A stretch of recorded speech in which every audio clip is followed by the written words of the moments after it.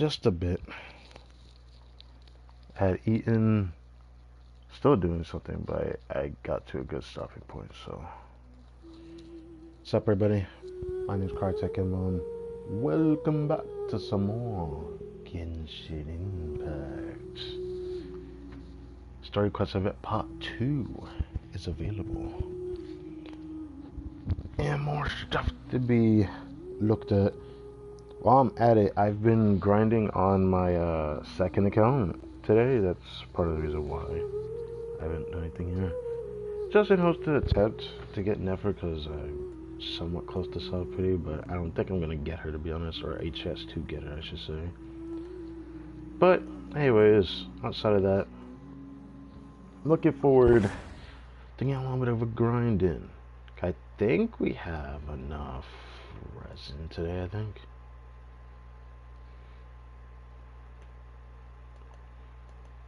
I still have a backlog of anime I need to watch. I just haven't gotten around to it these past couple of days.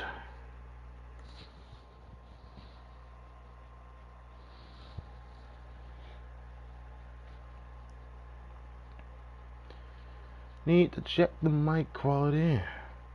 Even though, again, the position is always the same. This will change when I actually get a new mic, and I look forward to the day that I do.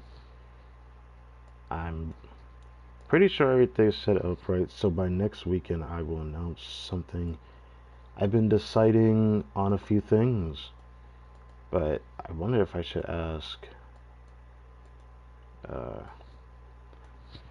do you guys think I should prepare for? There's things I need to get, but I've been torn between either get an actual microphone and just deal with this a little bit longer, or get a headset replacement, which has been kind of what's been bugging me, because the mic replacement I desperately want to get, because then I can actually get a real microphone, which I found out the one I'm looking at, I can put it on my PS4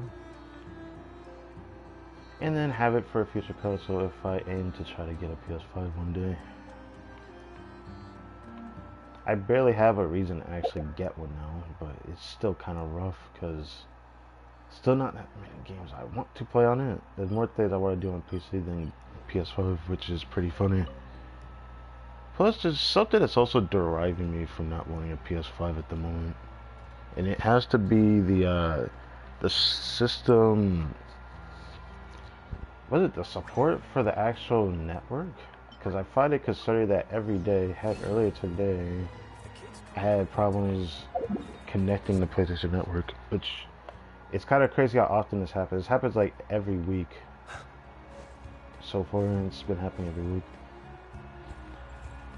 Sometimes it doesn't happen for very long, and then sometimes it happens for a while.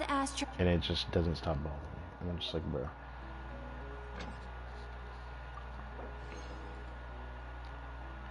Okay, I need to check the mic. Earlier today, I had problems connecting the PlayStation Network. It's kind of crazy how often this happens. It happens like every week. So far, it's been happening every week. Okay, I mean, sometimes it doesn't happen for very long, and then sometimes it happens for a while. Okay, I guess that is the extent of the volume. Okay. Here I thought everybody put it loud enough, which not it should not be possible. The only thing that sucks is that you can just hear the fan running, which it is what it is. Thank you for completing. It is what it is, and that was not the intention. But what can I say? It is what it is. This land holds nothing but intention, but what can I say? Wouldn't you agree? Can't even hear the my computer. Anyways, I'll mute that now. We got 5 condensed and no more outbreak periods, so now we back in the grind of things. Nothing crazy happens because now I have to wait 2 days to get around 5 condensed like I did today. I'm still not going to do the combat event, but I can say, since I'm doing so much preparation, at least for one last hurrah of an attempt before this banner disappears, I'm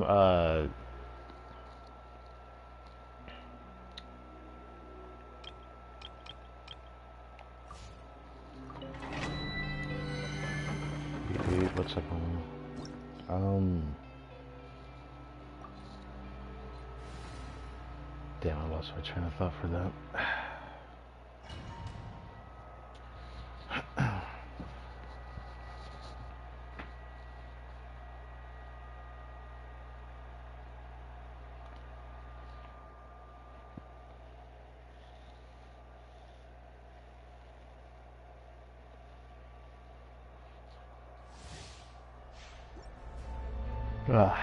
Okay. Be silent. Observe.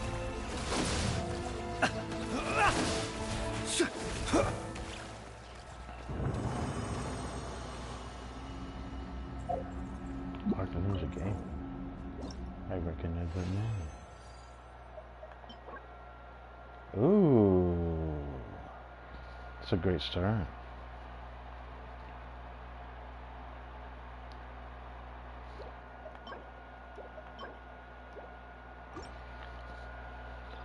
Just how much damage gets increased with a Nifa. Don't exactly know how to answer that.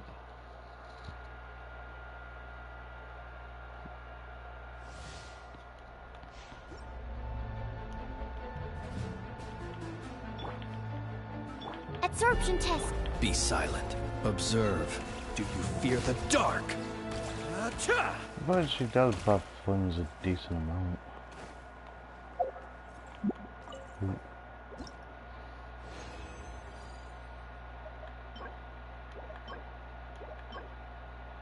Nothing.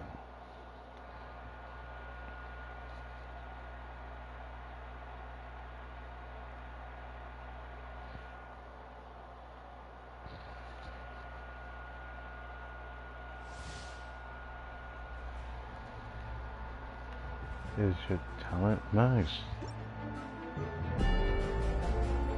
Also putting the talent. Cleanup sequence initiated. Animal test 60. Close your eyes. Do you fear the dark? Observe.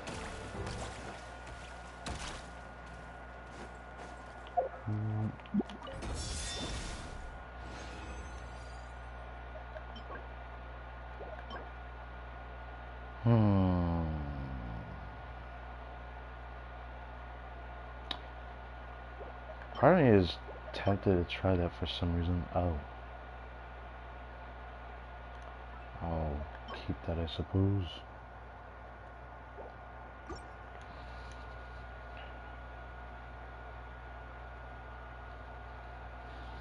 I did 200k with talent level 9 with not quite craftable.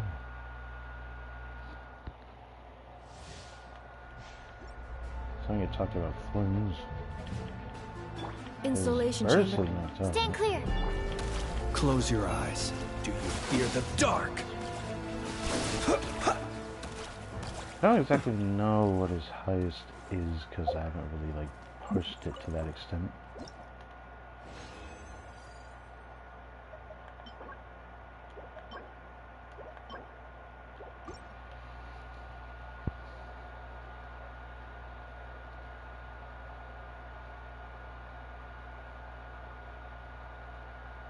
Oh, I see.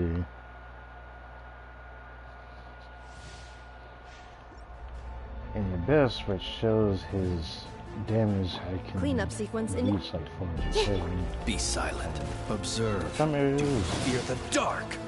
I guess in here it's specifically 281 on the second part of his enhanced burst.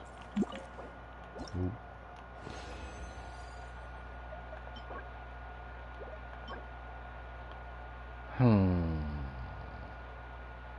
I really do wonder if I should try those. Like I say, if there's a better DPS than Nefer. Fun's advantage right now is that he just has better teammates outside of a Nefer. To where even if he doesn't feel the greatest to play, at least he has so many options to pick from. Whereas gameplay doesn't feel like it's too lopsided because his only problem would just be damage. Nefer has more issues, but I could say Flizz's survivability is still an issue regardless of what I say though. That's how much comp being able to increase. I wonder about that too actually. Okay. This has a chance to be an upgrade. I actually need a feather upgrade, but I need something kind of specific too. Oh god. Okay. There we go. One more chance. Oh god. Well, that's not gonna be an upgrade now. Maybe I should keep it to reroll though. Maybe. I'll probably wait before I actually toss it to another artifact.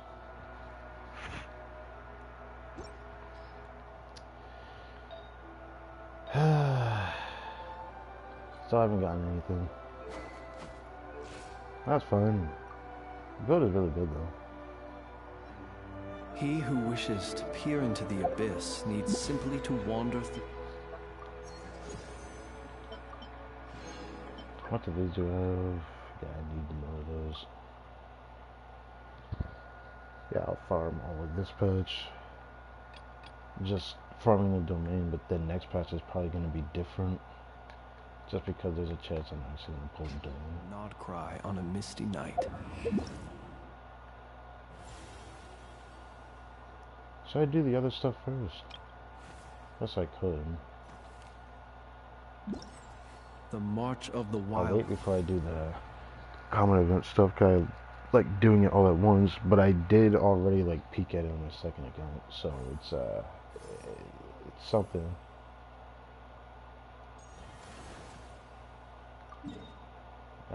I went to the wrong one. Hunt will be sure to drag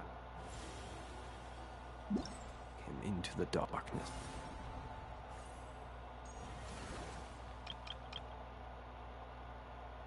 There we go. Oh. Do these first. All the way there. Any guide for Leyland? Like I need to build more than 10. To build them, I also want to farm artifact for friends. I don't have a proper set yet.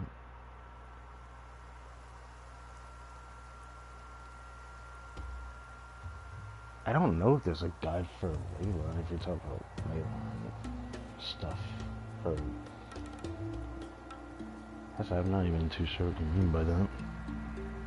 Like I need to build more than 10 characters. I want to build them, and I also want to farm artifact for friends. It just sounds like you got so much to do. Like,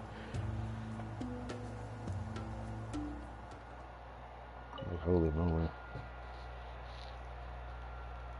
I'm lucky. I got really lucky in the domain, like within the very first week, because like some of the pieces that Flynn's has on are pieces I got like within the first week of Nocra's release. Like the feather I still have on was just one of the first artifacts I got from that set. Like no jump, I mean a longer distance switch tracks, which is a section. That's something I have to worry about.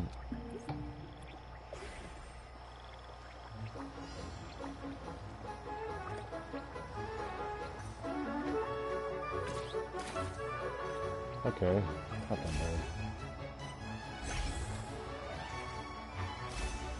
I still feel weird about this, and then it's just whatever. Oop. Wow, that was really bad.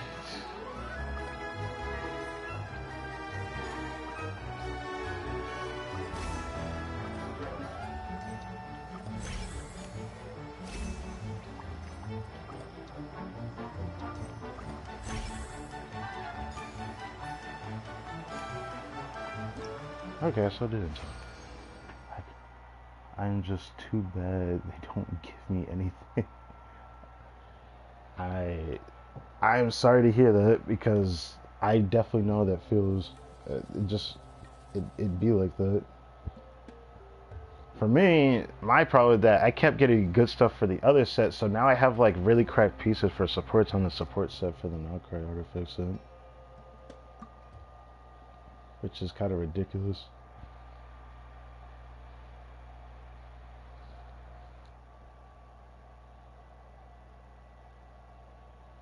I got really lucky with that set. I even have almost a 50 CV artifact on a feather from that set. I didn't ask for it, but now my Anifa has it on. Does Scotty Buddy pass it through a buddy band?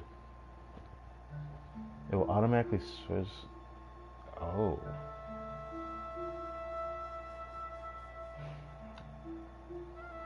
That's interesting, I guess. I'm getting that is literally just how the luck in Genshin is, and it's pretty ugly. Like, one day you can have really amazing luck, and then another you could just be really unlucky.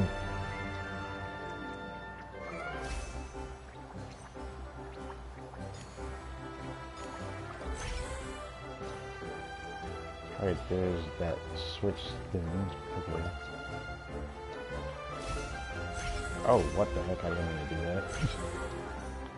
I just like it straight to did that. Oh. I might have to reset because of that.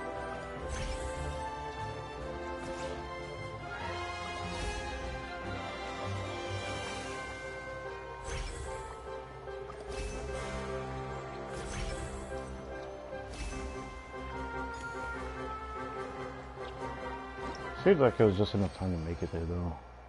The time. Okay, I was almost off. There another one? Okay, there is another one. I forget there's 3 of these.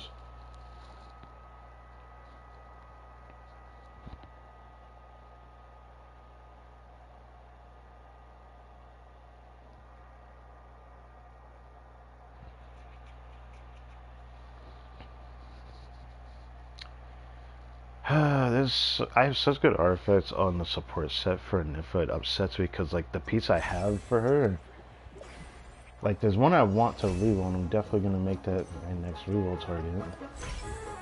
It's just kind of ridiculous how good the piece it is. Just because it would have been really good on Flames if I had it on the other set. Okay.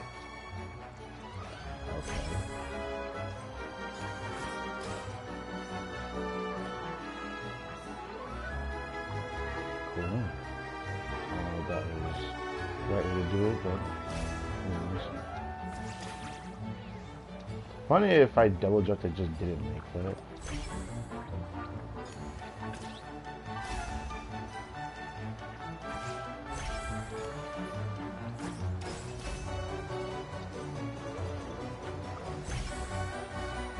Okay.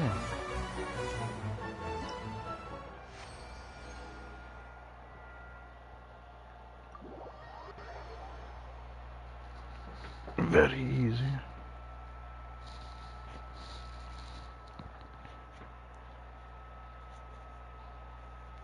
Guess I could actually show off my Anifa build right now.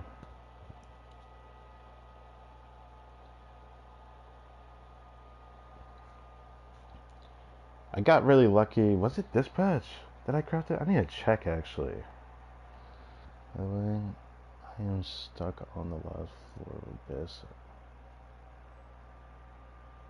Look at that floor. Are you talking about the last chamber of floor 12 or like all of floor 12?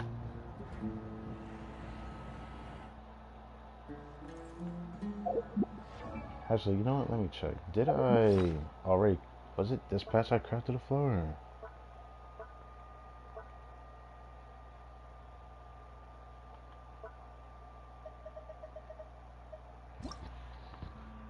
My resource base is free. Floor 12, last chamber, crab. Okay. That boss is cringe. I made it to just do it with just a regular Hyper Bloom. I'll hate them because he just makes it the easiest to deal with it. Without it, I think just Nahida Hyper Bloom is still enough to do it. The thing I learned beating that boss is that you need a lot of Hydra just to deal with the mechanic he does. Otherwise, it's just really annoying. Okay, so I did craft a flower this patch. I think. It feels like it hasn't been that long, but at the same time has just felt really slow lately. Let us have a I guess because modicum. not much has actually happened in Genshin. I got really lucky with a flower I decided to craft because I had a really bad flower. Got really lucky with it. I might level this up just to reroll it later, but I honestly want a better piece than what I have for the flower. I want to reroll the goblet still. Thing I learned is to get need.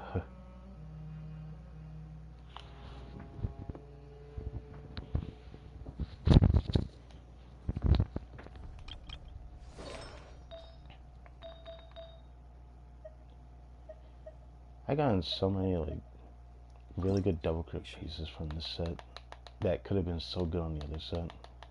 Like really upsets me to look at it. This is the one I want to reroll. I'm going to bring foot there. I really wish I could have gotten better pieces there.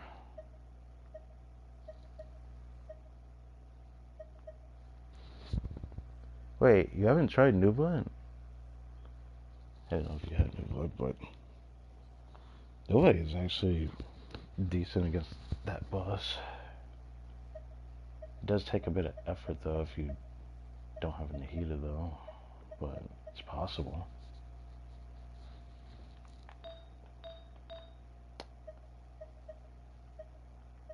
I already have like enough good pieces for a good support set. Now I was thinking about getting pieces just to have high EM because I might pull Llama in the future.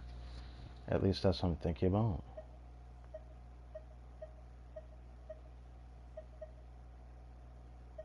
Now there's so many of these EM pieces I want to use. New Life Farina Yo-Yo Cookie.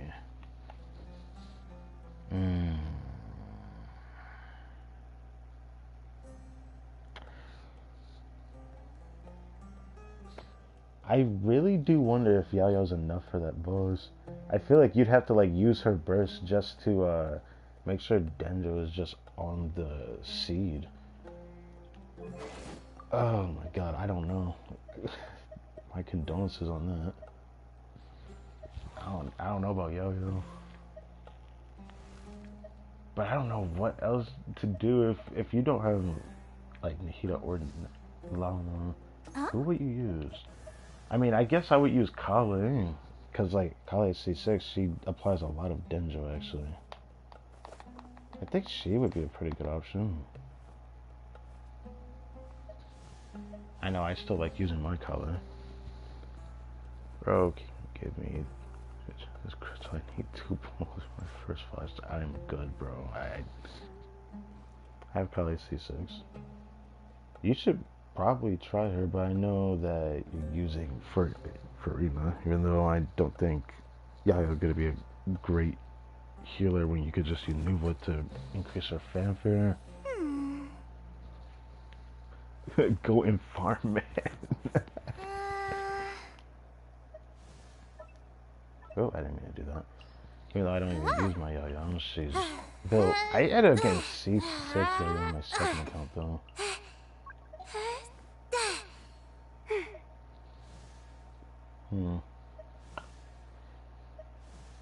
I know Kave is good against that boss if you have Nilu. I know Kali is really good because she just frontloads a lot of Denjo at C6. And I don't know, even without C6, I actually would use Kali. Bro, please. I know Tonari helps a little bit. I can't say much. Oh, I did again. Let me not do that. Hydro. If I can go with farm, you forget it.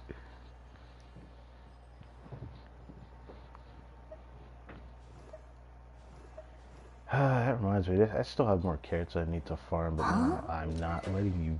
Nope, you're not doing that in my ear. I still need to build Sethos. I built this character on my second account, and I actually ended up liking him a little bit more than I thought. How can I watch it last year when I'm farming? I still need to build more characters. I'm just lucky that I like building a lot of characters that I'm able to do like Imagine Theater, like on the highest difficulty. The very first one for the lunar difficulty, I probably wouldn't have been able to do it if they didn't put Ito into it, just because I don't have that character. But most of my other characters, it should be fine.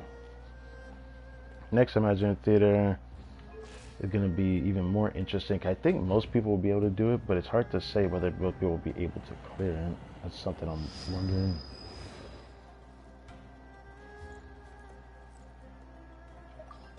Hunz's Friendship 8. He's going to probably take a little bit longer. Probably week after next week. I know next week I'm going to myself Llama's richness and complexity friendship, of and then humanity. I'm going to The want do a stream on my second account just for her, just because there is something of the else few there is not. I want to also share. Guess next I'll do this.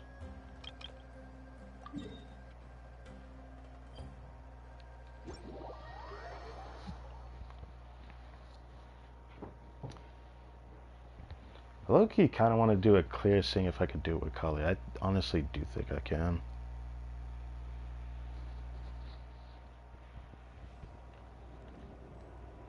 Then again, I don't know. My account's just really old, so that's why I had the opportunity to build so many characters. It's probably a pain in the ass to do it, like, even going back maybe 1 or 2 years ago, if you had made an account like 2 years ago, it's probably like really tough to build a lot of characters just to do the endgame stuff.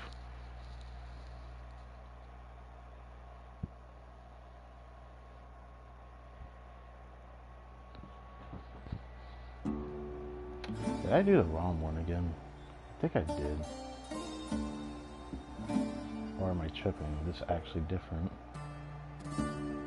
I guess it is different just because it's showing that platform again that you can move.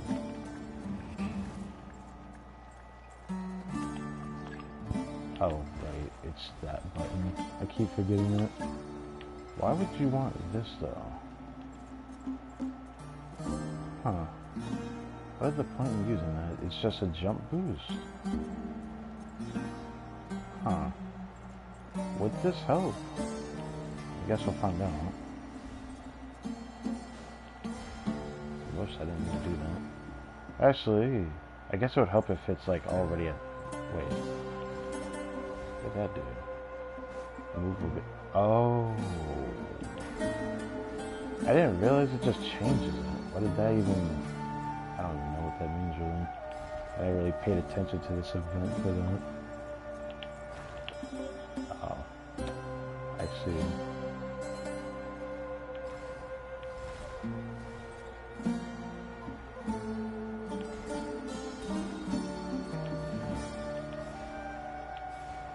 Oh, I see now. I have to use this to lower it, and then use it to heighten it. Then do this. Oh, oh. That actually looks tough. If I want to actually get that. That, I would need to do this and then put this here. I think I know how I would have to do it actually.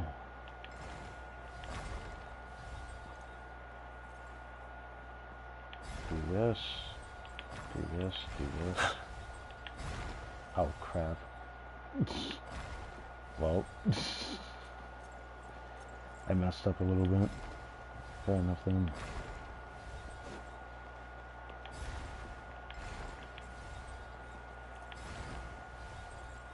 Do this. Do this. Do this. Oh. Forgot. I have to actually take it back. So once I do that. Oh. So I actually lift a little bit doing that? Jesus. Okay. I have to pick this up again. Do this. Because it's not hard to do this. Oh my god, okay. I'm making this look difficult for no reason.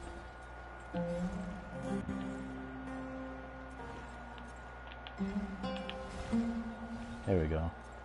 That worked out. Cool.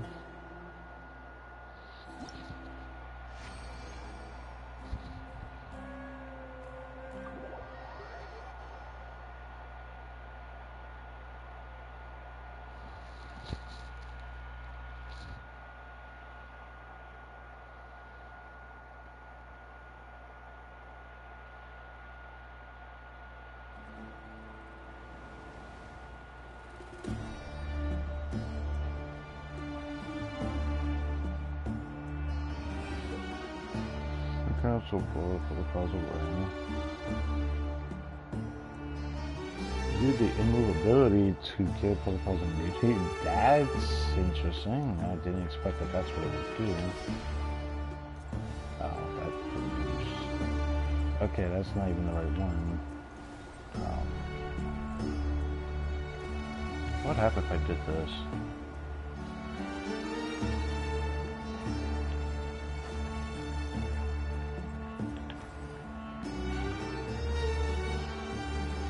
Oh.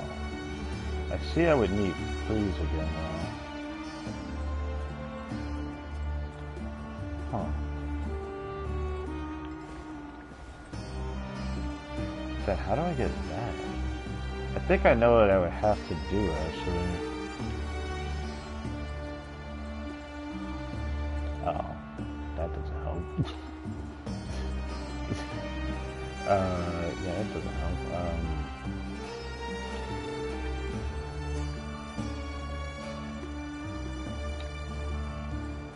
Yeah, they don't need that ice from there. Going this way is not exactly where I want to go. If I want to get that, I have to use the ice on that side, but I have to get them over to that side.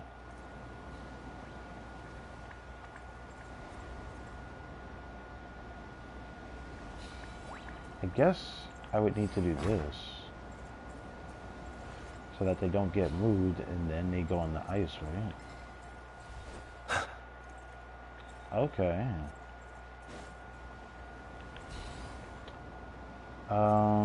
Then I need this, maybe, or wait a second.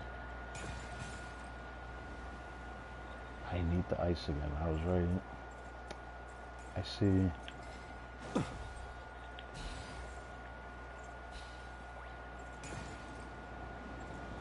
Then you can not keep going. Okay.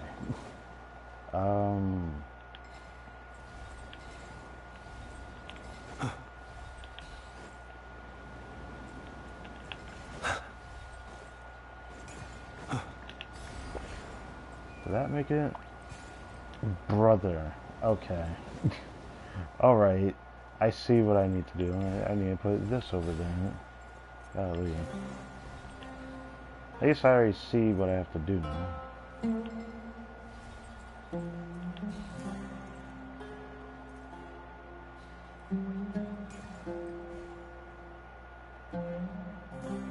There we go. Golly.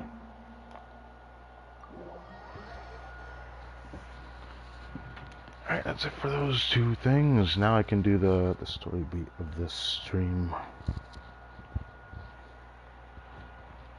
Again, I want to apologize for doing it this late, but now that I have something I'm aiming towards as a goal, it is taking a little bit of toll on the time that I do usually stream. I could have streamed as early as like 8 o'clock. Even though I could have streamed way earlier, because it's not like I don't or can't stream at any time on the weekend. It's just I decided to spend like the afternoon prepping the second account just to see if I can get an effort, because I realized that my pity is like close to 60, but it doesn't look like I'm going to reach that number. Oh, I won't reach that pity number. I might get close to it though.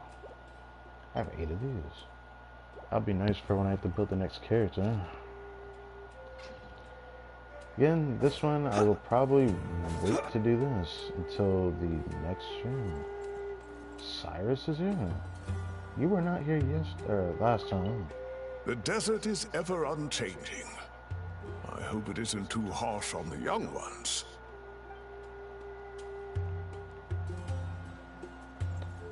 Okay.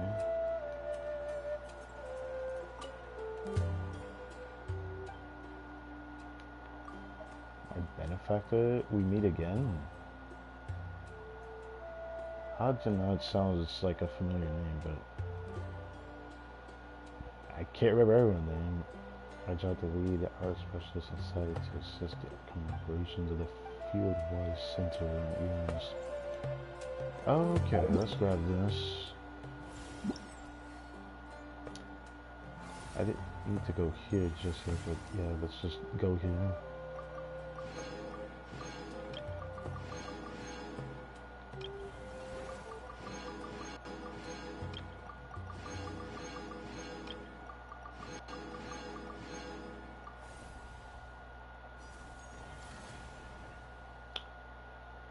Yeah. This combat event's actually creative, I have to say.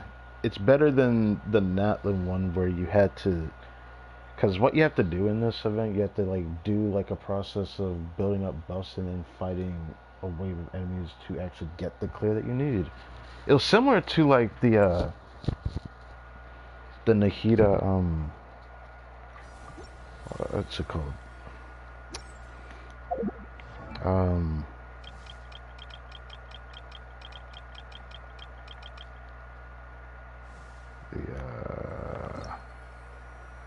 The Echo, yeah, the Echo.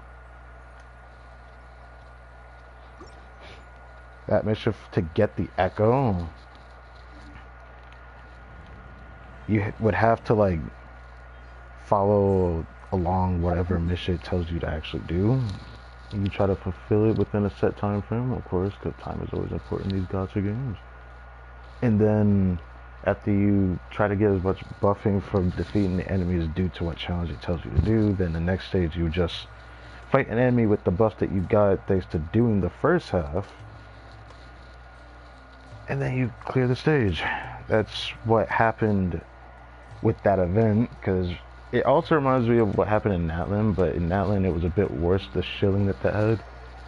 Part of me is tempted to do a clear, I don't know. Part of me is kind of curious if I can do one with New Blood. New Blood with Kali, that is. Not New Blood already, because I've already done a clear with New Blood in here. I tried as many different teams as I could in this.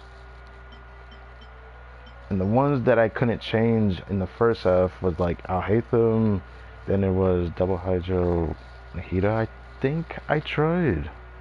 Don't remember if I actually did on stream though. Don't know if I did. Second half was more customizable. I was able to do a lot of different clears in here.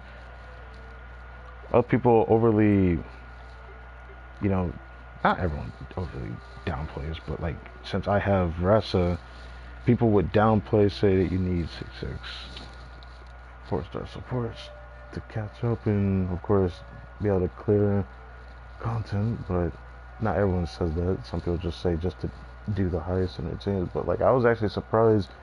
It was really tough with her on the second chamber, but I was able to do it. With Overload, that is. The other team with Shengyun is just too easy. It just is what it is. It's built like that. But then again, my Vressa has a really good build. it sucks that I ended up improving both of these characters, Flynn's and Vressa, this patch, and I re-rolled the circlet for Vressa, and now her build is almost complete. Now I just have one artifact to fix, and then she's just done. And then Flynn's, I re-rolled the sands with the 4 guaranteed reshape at the very end that now it reset from. I kinda still don't know how to feel about this. I wish I could have gotten an extra ER roll. I really wish I did, because I do feel the difference in Stygian Onslaught. Everywhere else it feels about the same still, because if I have ER on Flynn's in the beginning, then he just feels great. No problem.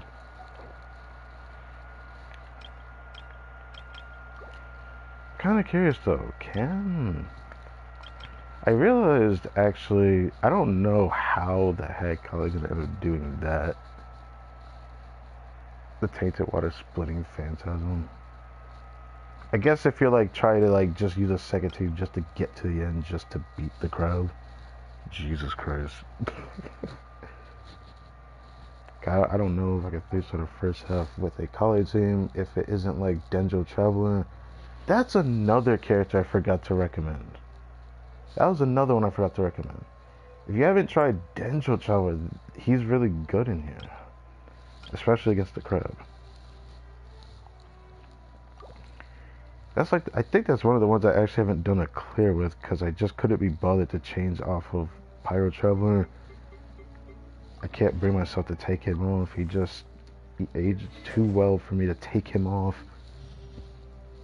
I still kind of still use him, so there's more merit to this character for sure. I had a lot of fun doing this Abyss on the second arc. I was surprised how many teams I was able to clear this Abyss with. I was able to clear it with Navia, of course, Vressa on Overloaded and Electrocharged teams, and the one with the Nifa in it for Electrocharged. Of course, Flynn's on the second half. The one I didn't really try was... I could not be bothered to try to use this character. I can't really regret this guy either. But, you know, he's alright. Ganesh. I don't think I tried it with... him yet. On my second count, it's a lot easier because he's C6 with Tainari, but... I know I did the second half with Melt Mawika than I did with Overvape. I think I did one with Overloaded as well. Overload Mawika. First half, the only team I was able to change was between Al-Haytham and Nuvolet. Of course, the teams just have like one character. It just makes it easier to actually clear it with.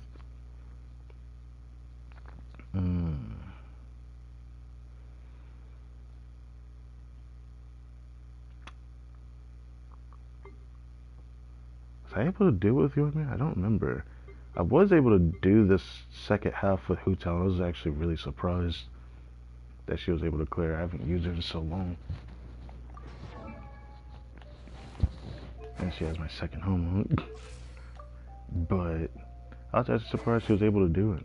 I was actually very delighted that she was able to do it. Definitely need to reroll that still, because I am not satisfied with their build, but I don't feel like trying to improve it. But after playing her in this Abyss, I might consider doing that one day. I think I had tried it with Yomi, but I couldn't actually clear. I was able to clear the first boss 3 stars, but I don't think Yomi had enough damage for the second half. I think that was what it was. Which is crazy, because she has, you know, a build like that. But of course, she's not that strong, so it is what it is. I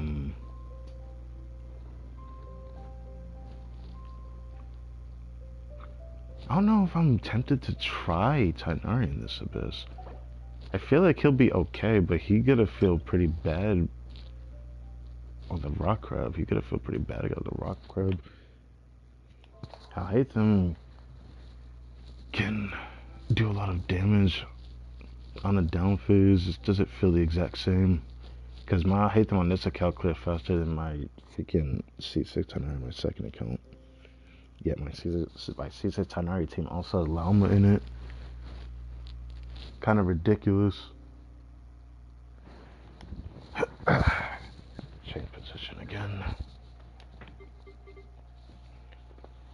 There is actually other teams that I could try here that I haven't tried. One that I don't have fully built would have been Gaming. Another could have been Double Crown Mo. I still thought about trying on the second half, but I just don't like that boss on the second half, the very first chamber. The other ones I feel like it might be interesting. I don't know.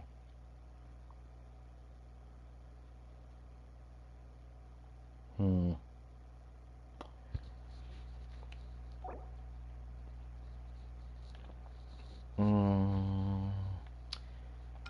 kind of curious how my timer on this account can actually do the Abyss though. It is tempting to try. It is tempting to try.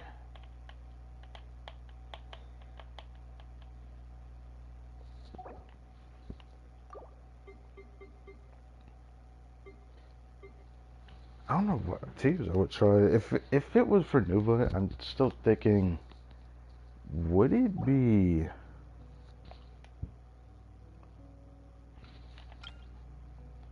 I was thinking double Dendro Hyper Boom.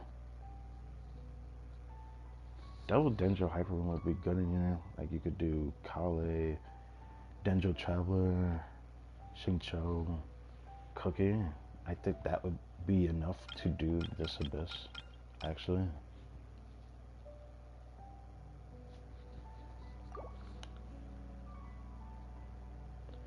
It's just crazy. I forgot the first half had the Phantasm. Because of that, it just like makes it hard for me to like be like, would Kali even be enough for just this? Like, if you're going back through it just to get to there, then I guess it doesn't really matter. But like, if you were to try to do like a full clear from beginning to end, I feel like Kali would just struggle in this chamber just a little bit. Could do enough damage to the Phantasm would just take a while. So I thought I wanted to try Kanichi in here, but he just did not feel good. That's the thing that I just don't like. He needs like a really good Virgin trigger so that he actually has a good second team. I will definitely come back to that in the future, by the way, but part of me is actually tempted to do a clear with Tainari right now, but outside of that, what is his talents? Okay.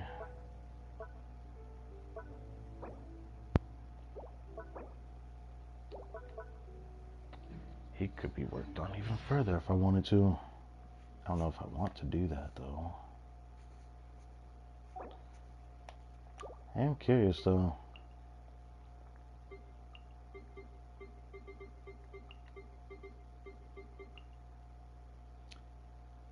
My problem is I don't like Freen against the crab though. I don't like Freen against the crab though. I guess that's why I haven't tried it yet. I completely forgot about that. I really don't like Freen against the crab. If it isn't Nuva, I don't like it. Like Shicho is needed because like you need more Hydra on the C's or they just don't really do anything. Because having more Dendro doesn't matter as much, but it does help if you have a lot of Hydro.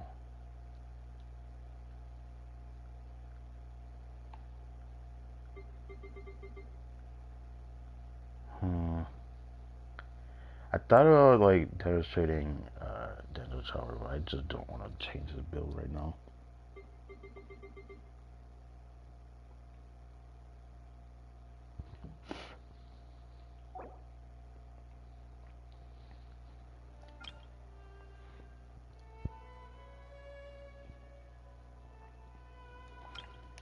That would know Hyperloom Flames, but I don't know if I want to do that either.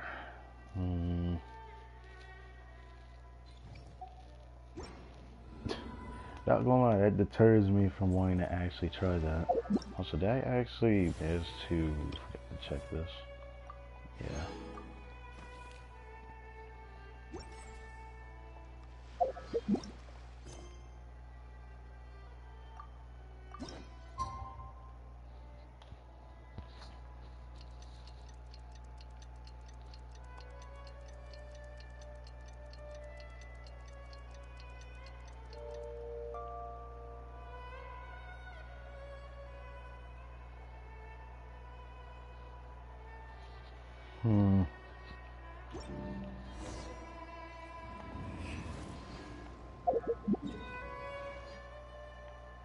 Probably get rid of that offline map.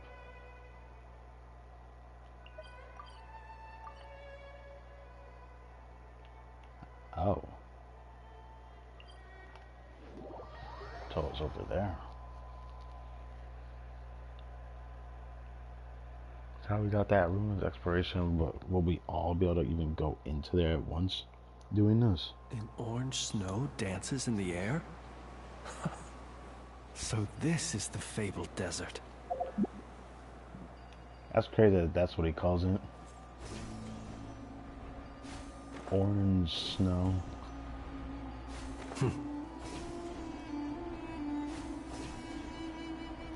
The gang's all here.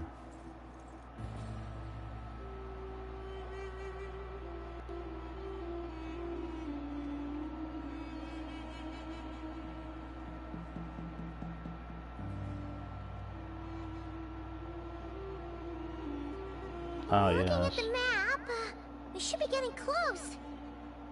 Speaking of which, the closer we get, the more Paimon's heart feels like it's beating out of her chest.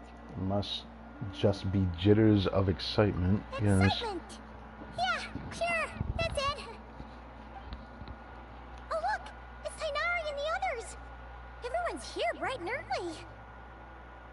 Must have set out last night. Yeah, the desert's a pretty harsh environment. Better to travel at night and beat the heat. Hey everyone, we're here! Why did travel look big here for some reason? Kind of interesting. Ah, right on time. Looks like the desert's treating you okay so far. You don't need to worry about me. It's not too hot yet, and I'm properly hydrated. All right, we're just waiting on the two people Miss Layla mentioned, and then we'll be set. What about Jared? He's staying behind. If we don't make it back after a certain time, he'll be in charge of rescue operations. Oh, so that's why he's here. You can count on me. Nice! You thought of everything! Yeah, give me the screenshot, yes. Oh, and Cyrus said he'll be in Aru Village, so he's also available if we need help. Oh yeah, I ran into him earlier. Amazing!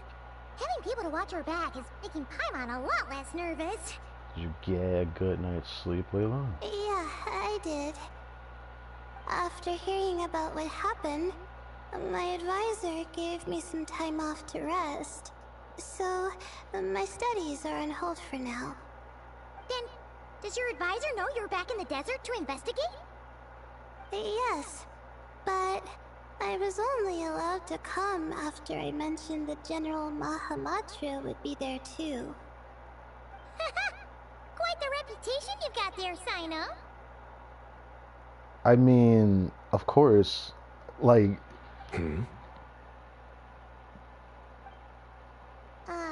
Something wrong? You haven't said a word this whole time.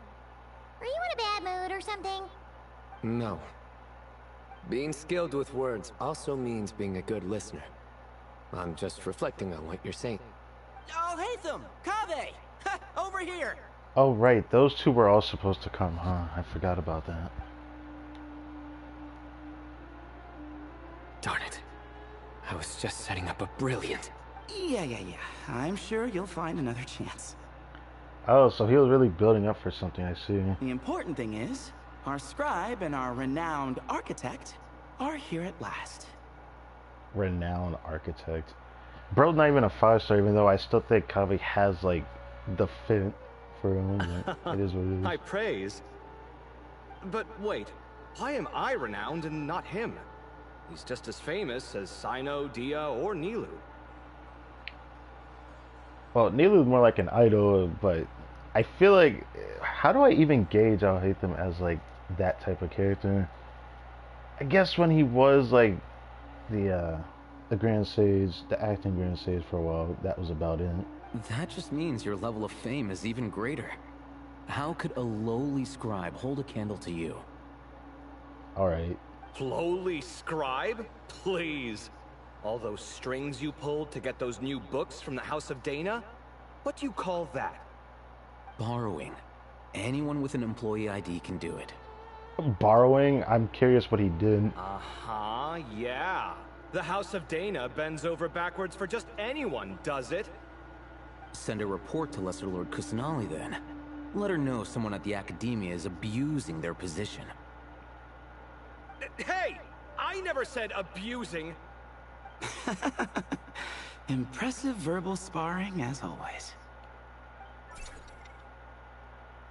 Oh, hello to you too, Marak. Well, looks like your assistant is raring to go, Kaveh.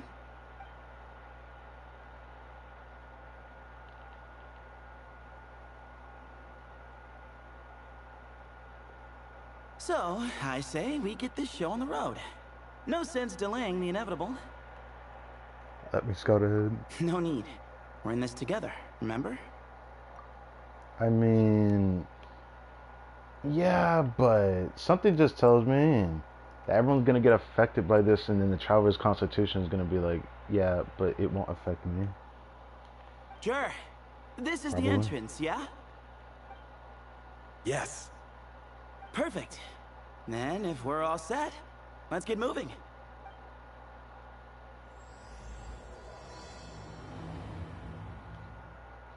So instantly we just get thrown into there.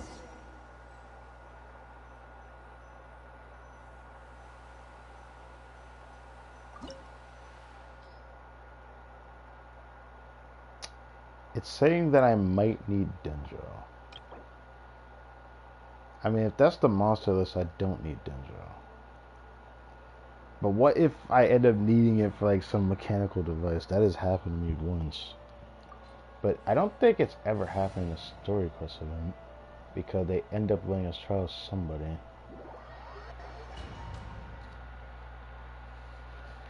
So let's just play it out.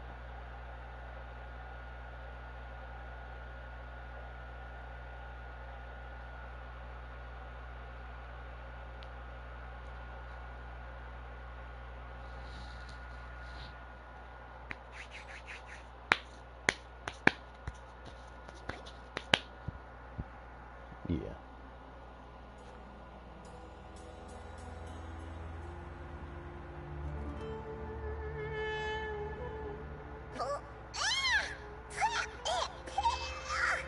Paimon's mouth is full of sand! Ugh.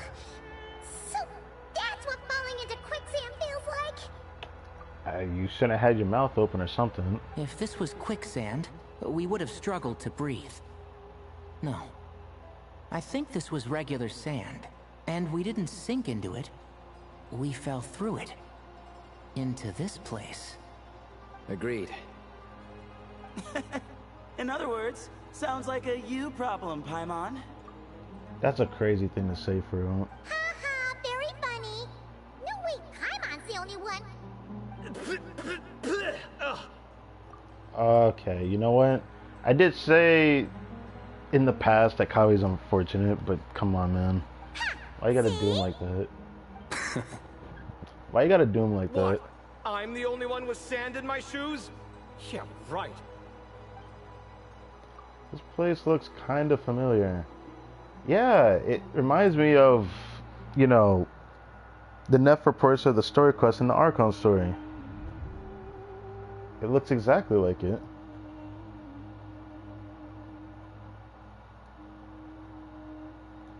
Yeah, would you look at that? Ashura. Oh, looks like everyone made it here unscathed. Let's keep moving. Yeah, that's kind of interesting.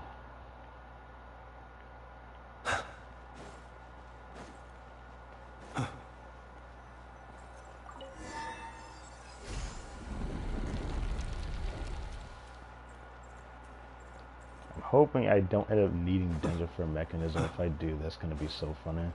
Whoa! There are monsters here? You didn't say anything about that. Yeah, there was no one here Probably before. means we didn't run into any. Because we're just unlucky. Well, there is a huge crowd of Not people. the Why best went sign there? of what's to come. We'll be fine. Let's just use up all our bad luck and we'll be golden. Using up bad luck is interesting because you never know. Bad luck strikes at random. It doesn't have a set chance. Different from just, you know, not having a guarantee for something. But it's kind of funny to say that. I don't know why I felt like going into here again.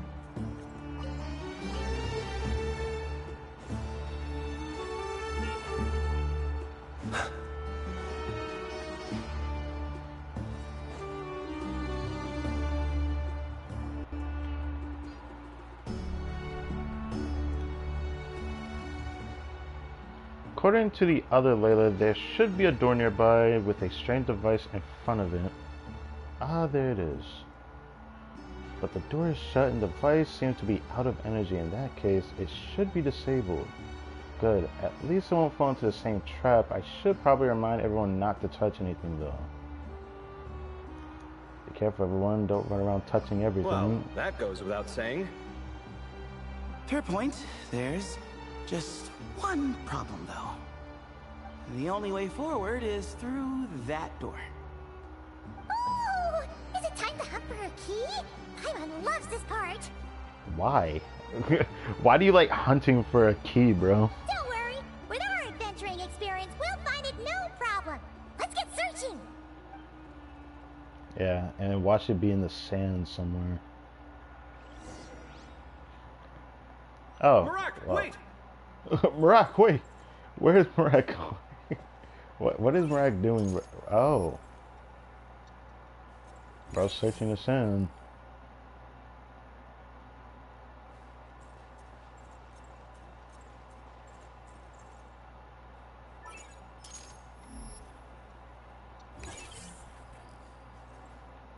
Marak seems interested in these jars. Go smash them. Ah, well, we would hate for you to have to live. Whoops, I didn't mean to skip Marak, that. this isn't really your old home, is it? I don't think he understands what you said, man. No idea what that means, but Marak does sound pretty happy. So, mechanical life forms do have the capacity to miss home. A novel discovery. Well, with Marak leading the way, we should be safe, right? Yeah, let's follow Marak's lead then.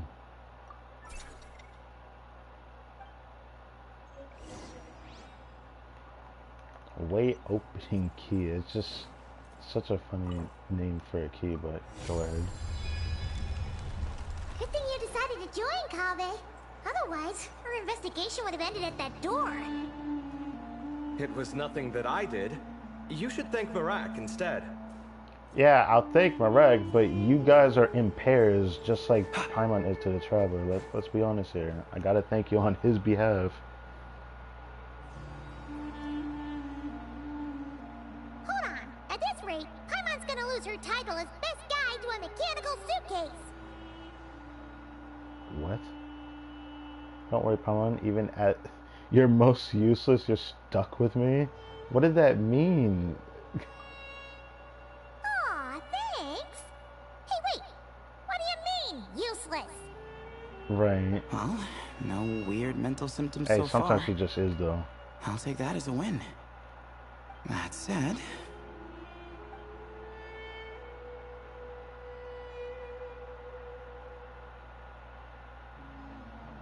There are 3 doors here. So, we split up. Divide and conquer. Otherwise, this whole thing is in ruins. Did you really just make a joke just now? Because I got it. No pun intended on that last part. I swear. Yeah, that might be our best option. Okay, but we'll need to mark our paths. Good idea. And the minute things go south, we go back the way we came. Ooh, this is getting exciting! So, who's teaming up with who? Paimon calls dibs on the Traveler! Are we really doing this for real? You don't have to do all that. After a quick discussion, the team's routes are decided. Okay. Marak was a popular pick, but ultimately it was decided that Marak should go, or rather lead Kave's team. Oh, you don't say. Because they're in pairs.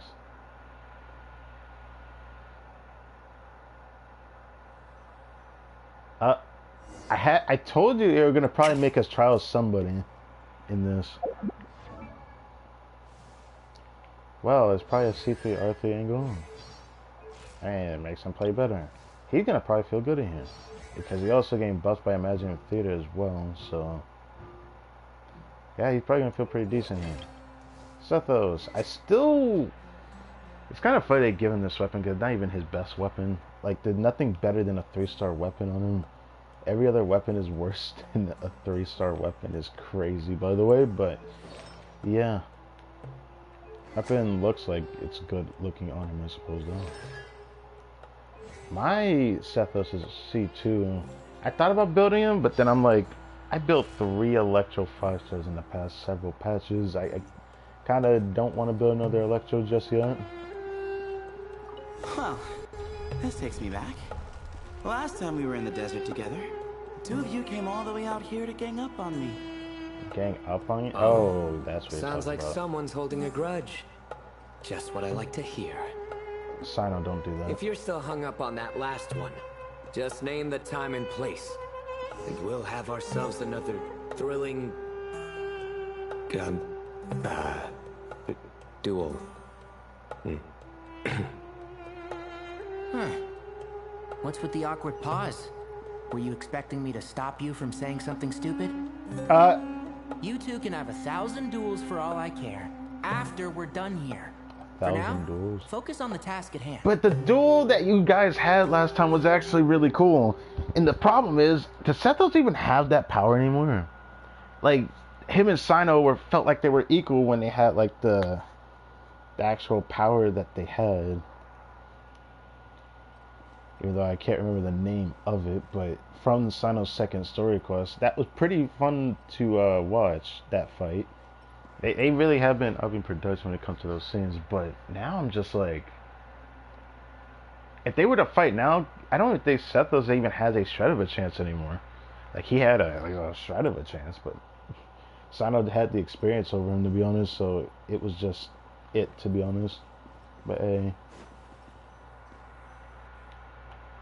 I digress. This chamber is huge. I can't even imagine what it's used for. Oh. What's wrong? I seem to have stepped on some kind of stone slab. Huh. There's a pattern on this, but it's hard to make out with all the dust. Huh? Look! The shape seems to match the markings on the ground over there. Let's slot it in and see. Wait, they know what y'all about to lift that. Okay. And we have a match. Looks like we need to find the other 3 broken slabs. Let's search the area, but be careful where you step. Fair enough then. They lifted that for all.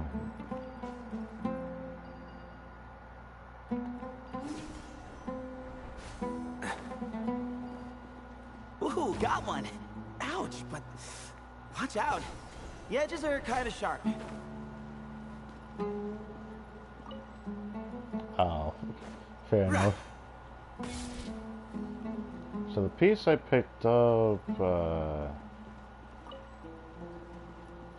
it's not that one. I had a feeling it was that one, but I just didn't want to pick it first. Anyways, this one is actually I've got the 3rd piece.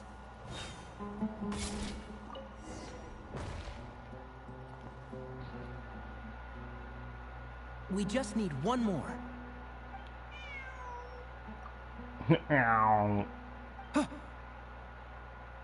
Look, a cat.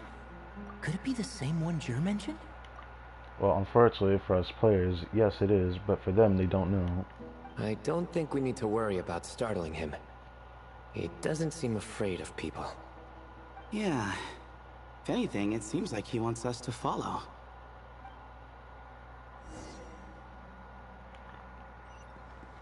Follow the cat's guidance.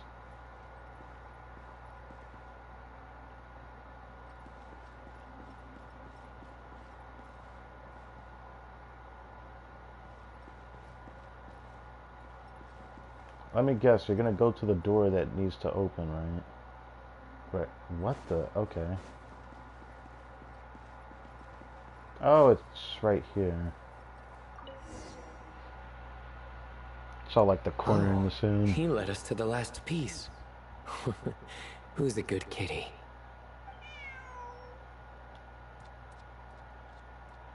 I never thought I'd hear you say something like that. Good kitty?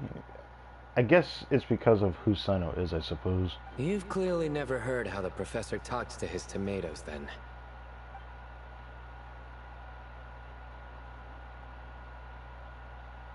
All right, well, that's that. Now, we need to figure out how to get rid of all this dust. Behold, the great Vayu Viastra. Behold. Be honest. You've been waiting to say that for how long now? Just activate the mechanism. Fair enough. So I can't just go over here and activate it. It has to be somewhere else. There was, actually, no, that was at the door. Either way, I'm still gonna touch it then. No, I can't do that. Damn.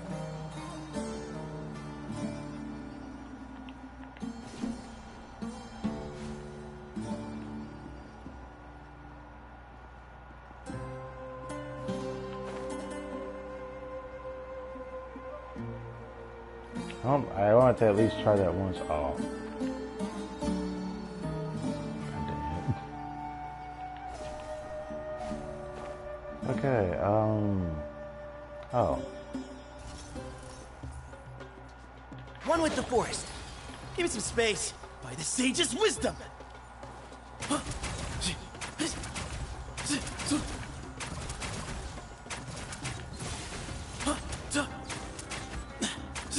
And shroud.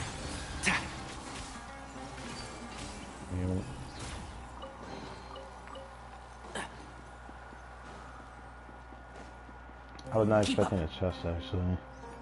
How do you activate this? Do you just...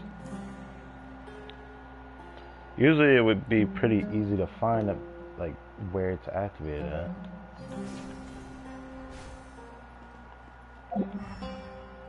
Guess it's time to do this.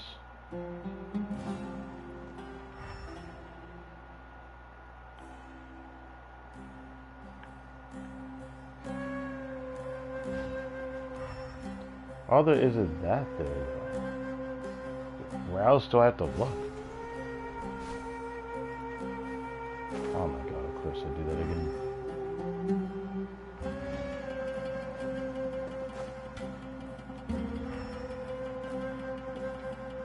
I thought doing this, it might make it easier to reveal where it may be at, because I have no clue.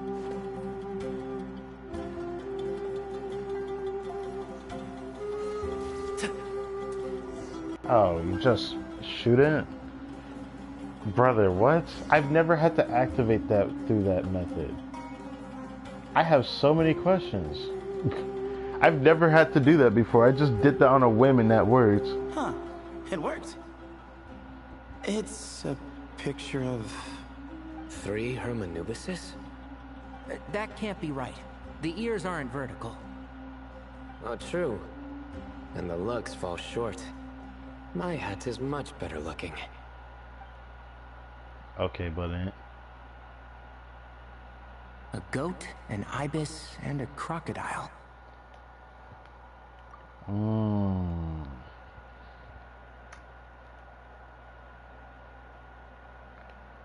The thing about this is the guy to the very left is with the black cat. Literally, that yeah, that's definitely the ibis, right? I think that's the ibis king.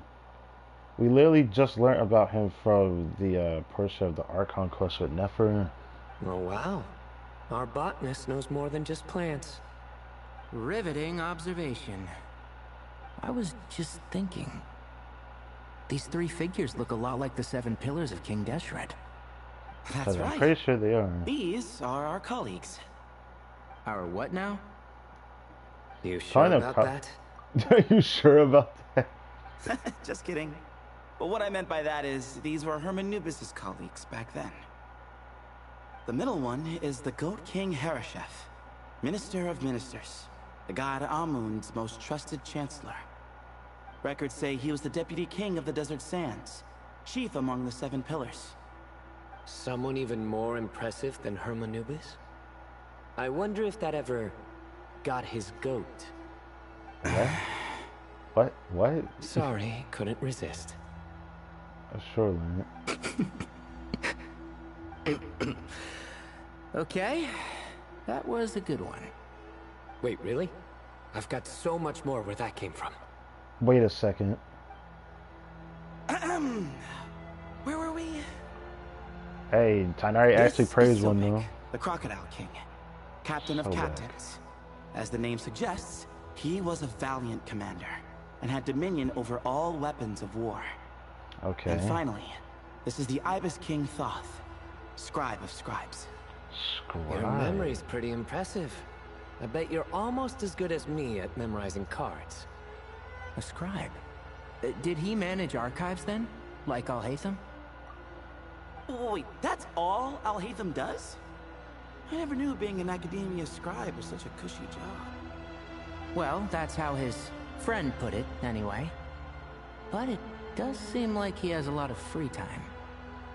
Well, I don't know much about the academia, but I'm sure the Ibis King had more responsibilities than that. The temple's records say he represented the wisest aspects of King Deshret, inventing the desert script and arcane arts at his king's command.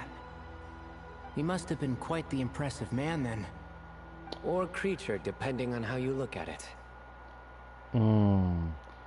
It's kind of just amusing hearing them talk about it. Like, it's cool that we're having this story quest event, and then we had like the Nefer story quest in the Archon quest, where we heard a little bit more about it, because Nefer directly heard the Ibis King's voice when she ended up borrowing his power, to the extent that she basically usurped it, because mans can't get what he wants. I don't know why he gave her everything just to be like, to revive him, but now she's not even going to do that, which I just find that kind of amusing. Why would the Ibis King do that? I don't know. Still, why are these three the only ones represented here? What about the other pillars of King Deshret?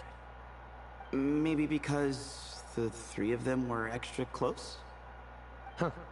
Kinda like us. Oh yeah!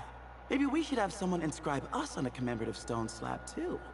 Don't do that. Or we could just take a picture. It would serve the same purpose. Anyway, no more distractions. Doesn't it look like there's writing carved into the corner? Oh, there is. Now that I think I know what he's actually talking about. Huh. There is. And it's in the ancient desert script too. Looks like the Ibis King left you some homework. Give me a sec. I'll try and translate it. The ministers are unvirtuous. The scribes unwise. The captains unworthy. My end is not humanity's end. Hereby bestow upon you all the far side of eternity. The far side, Aru? They went to Aru? It doesn't sound like it was their idea. The far side of eternity is said to be the final land of dreams for all desert dwellers. But if such a place did exist, Wouldn't it also be an inescapable prison? That sounds very interesting that we're hearing eternity come up again. I feel like every region has their own form of eternity. And I remember hearing, it was something that was mentioned in like a lore video I watched like years ago. It wasn't during Inazuma's time, it was during Fontaine's release when I started hearing that video and I watched it. I don't remember everything, but it was very interesting that every region seemed to have something that pertains to eternity, which is pretty funny given what Raiden tries to do in the Inazuma Arkham story, but you know. Yes, and based on the writing here, it's clear King Deshret wasn't pleased with these three. This gift he bestowed upon them seems more like a punishment. Such is the power of a king, I suppose. Which means the goat's the one who got in the end. Got, that could be taken the wrong way, bro. Huh. Yep, not as good the second time. What? Impossible. Impossible. Well, looks like that's all we can learn here. Should we keep going? Yes, no time to waste.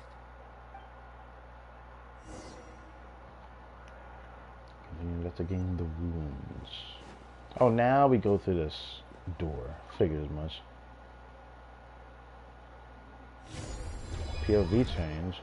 A little earlier in a different part of the ruins. You're not gonna make me do the Al-Haytham route, right? Traveler should do it by himself, I assume. So Al-Haytham with Kaveh. Okay, it's solo Al-Haytham. Hilarious. Jeez, who knew a suitcase could be so fast? Marak is nothing like this when it comes to housework. Hey, wait up! The scout's job is to take the lead. Just let Marak figure it out. Easy for you to say. I'll be the one doing the repairs if something happens.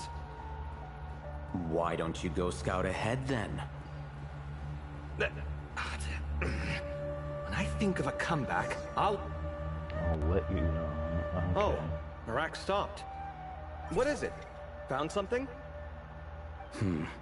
Looks like something covered in sand. Let's get it out then. Come on. Oh, it's a stone slab. Good job, Marak. Let's take a look. Huh. Looks like this part of the picture goes over there? Every side ends up like this. It makes me curious what Travelers ends up looking like. But I guess we're making another puzzle. Maybe it's about some of the other? There must be other pieces. Pillars of King Deshret. Alright, and let's look around. Hey! Why are you sitting down? I thought Marak was helping. all that to be controlling our Haytham for him to go read a book. Oh, so you do know what that word means. Great. Are we supposed to just sit back while Marak does all the work? No, I doubt you could do that. Exactly. Bro, you just got manipulated. But I can. You? Yeah. See? It's all coming back to me. How insufferable it is to work with this no-good, do-nothing... We could be more efficient, I agree. Is he really about to say something? I'll work on this piece. You take care of the rest. So am I controlling Kaveh now? Oh, never mind.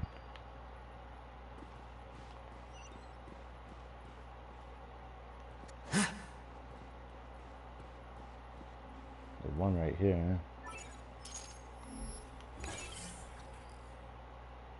Found one! Oh wait, I should be going to my side, right?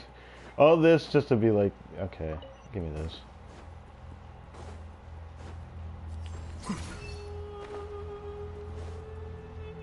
Good teamwork.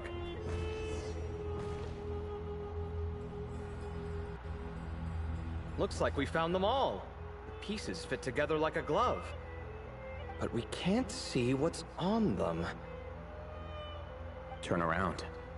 Huh? Look. Look, a fan. Oh, I've seen this before. It can create strong winds. It's just what we need to clean off the slab. Last time I had to use a bow. None of these characters have a bow, so am I gonna have to like use Alhaitham's skill on it? Come on, let's... Hey! Don't worry about me. If I sit here, I won't be in the way. That's crazy, bro. This is Alhaitham in a nutshell. I know some people don't like Alhaitham, but I'm in the middle with him. I don't hate his character, I just like that he's different. Same with Calvin. Oh, you don't want to be in the way? Then sit right in front, so the device can blow you straight back to Sumeru City. You funny for that.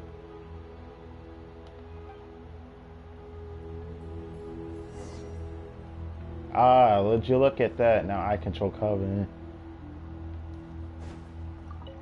Better get to work. Good luck.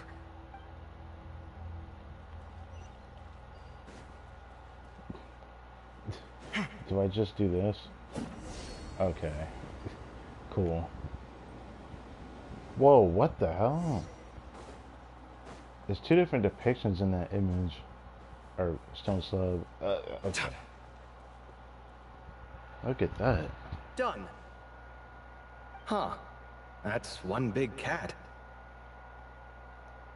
That looks like Ashu, right? No, that's the other cat from earlier. Well, they didn't get to see that cat unless he just happened to appear here.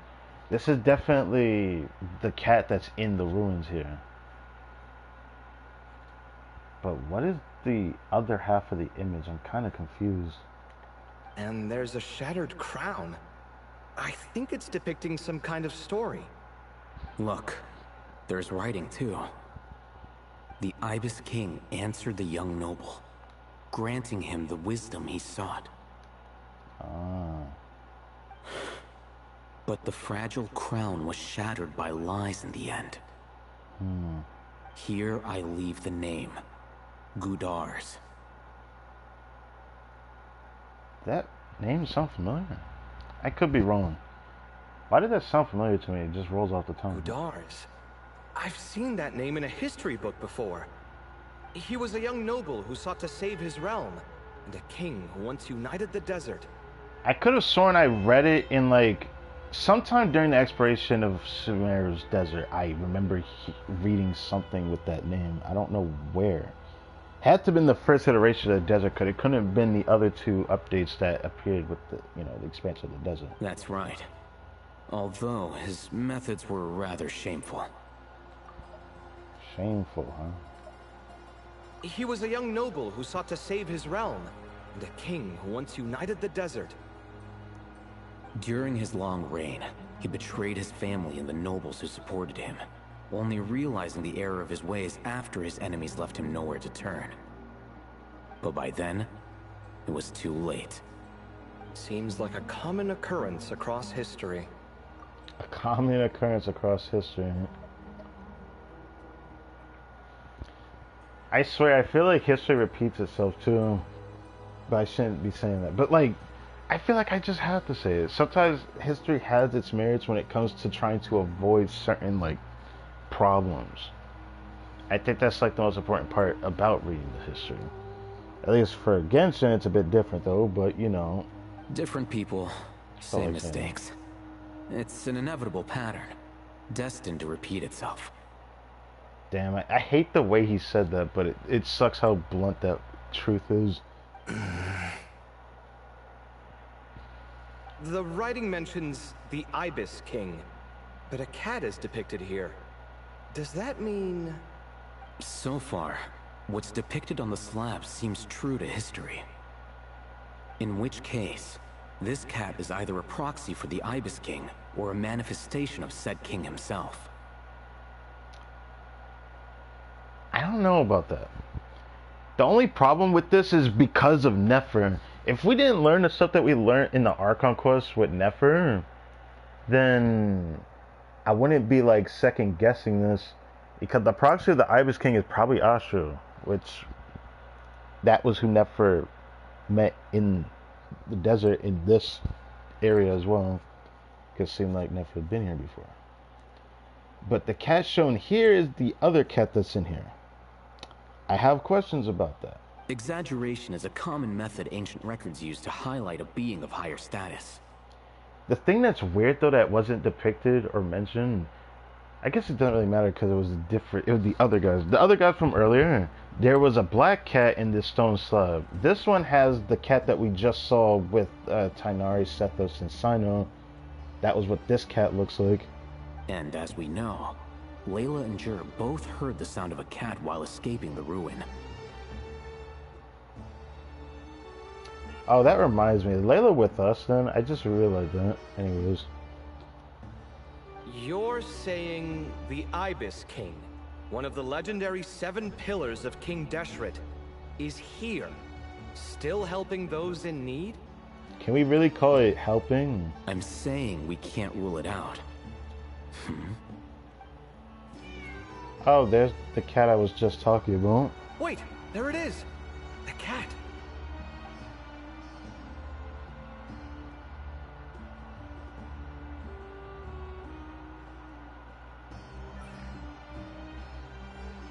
I'm not curious, Marak bro. went after him. Yeah, I see that. The cat's showing us the way forward. Come, let's follow. Okay.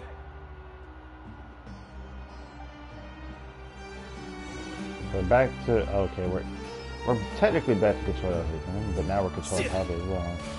Oh, this is the one that disappears.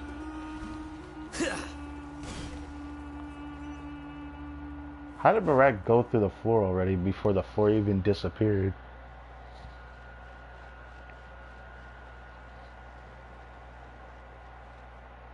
Huh.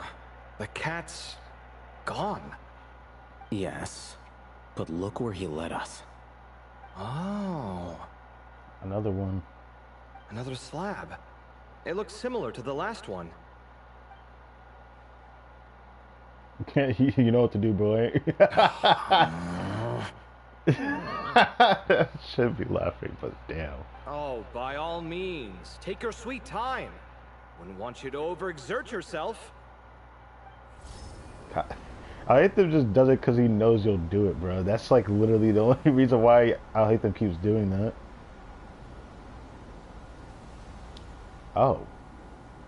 It's a similar image, but a little bit different. Huh. The scene depicted here seems to be a different tale. The Ibis King answered the gin-blooded dancing girl, granting her the wisdom she sought. Oh, so these are like stories. Oh, that. Okay, I kind of see it now. Yeah, there's 2 different girls in each picture. Damn it, I couldn't even tell when I saw it from a distance, bro. Because to me, these are just shapes. But now I can see the woman in the slab. But enemies plotted to kill her close kin. Snake venom was her self-chosen end. Here I leave the name, Makaira. That name also sounds familiar. The Temptress of Woe? You've heard of her? Of course. I don't just sit around doodling all day. She's mentioned in tons of papers about the desert. Yeah, I'm kind of like confused. Where did I hear that name before? I can't remember every name, but like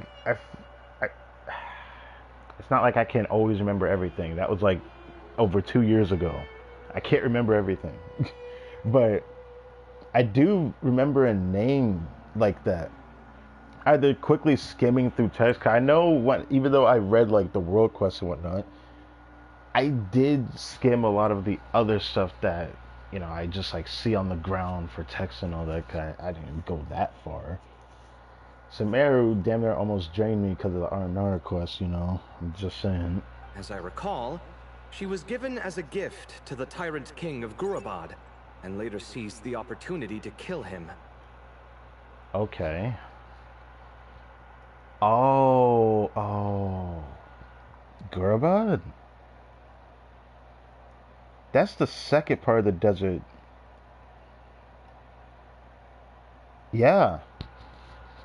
Yeah, that was when we started hearing about the Temple of Gerba. Was mostly that part, but I believe there'll probably something in the first part of the desert's release. But the second part of the desert, definitely, I remember it talking about the Temple of Gerba. I do remember that. Because it was also a focal point in the World Quest, if I'm not mistaken, with the Lamp Gene. After getting her vengeance, she reigned as queen for many years, until her enemies attempted a coup, and she took her own life.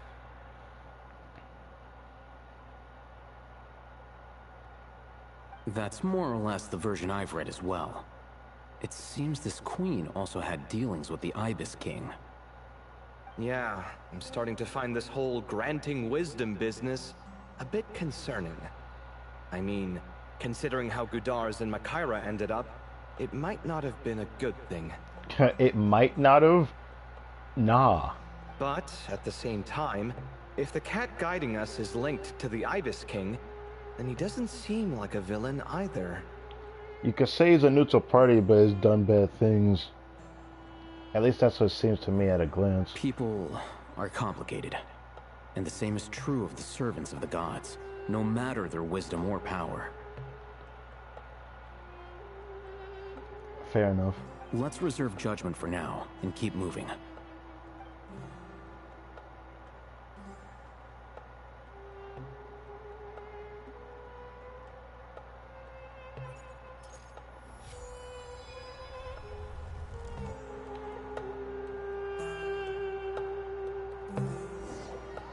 A little earlier, finally, now to the homies. I shouldn't say the homies. We already saw the other homies earlier. Now it's our turn. What did we experience, I wonder? Oh, Paimon meant to ask earlier. Have your memories come back, Layla? No, sorry. To be honest, nothing about this experience feels familiar. Besides, my focus is the stars, so I don't spend a lot of time exploring ancient ruins. Guess that makes us the senior researchers in this scenario. Stick close, all right, Layla? Okay. I think it's fair that we had Layla on our team. It's fair enough. Oh my god, it forced me to Denjo Traveler. This is definitely not my Traveler. I don't use this weapon. This is really a see-through arcade angle. Bro, at least let me be Pyro with Layla. I could at least melt something. Okay, whatever. Probably a reason for this.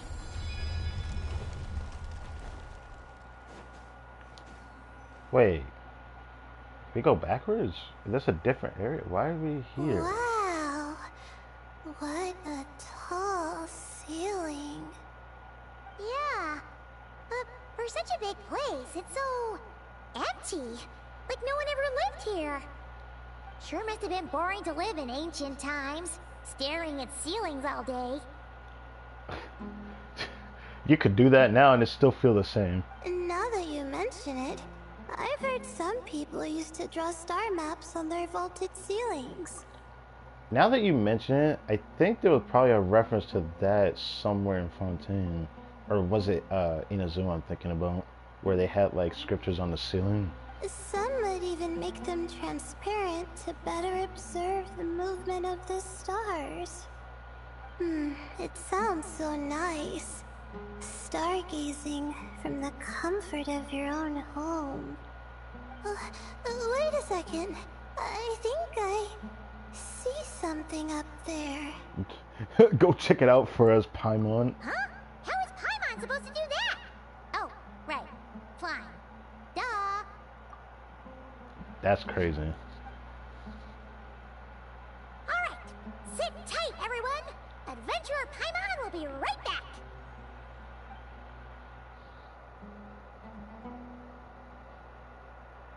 Doesn't seem like there's anything up there. Okay. So, there's nothing super special up there. Just a couple of shelves, tables, jars, and scrolls. And a whole bunch of dust, dirt, and sand. You really want to search through all that stuff? More dirt, the better the treasure. What? Maybe. When you put it that way. Come on then, let's see what we've got. Paimon's hoping for something super valuable. It's a little high up, so be careful. Thanks. I'll stick close.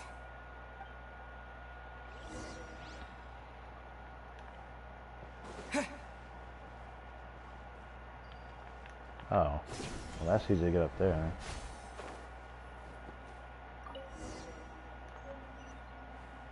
If I get notes. Give me that. Nah, I'm good on a dull blade, bro.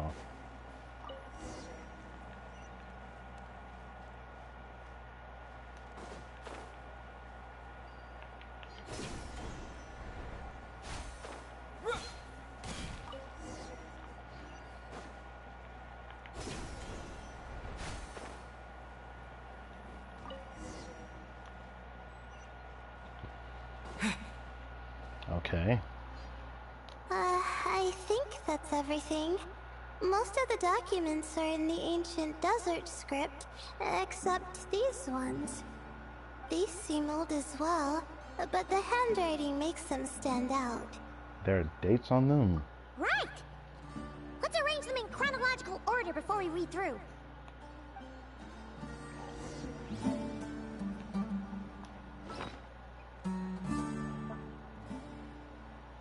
What?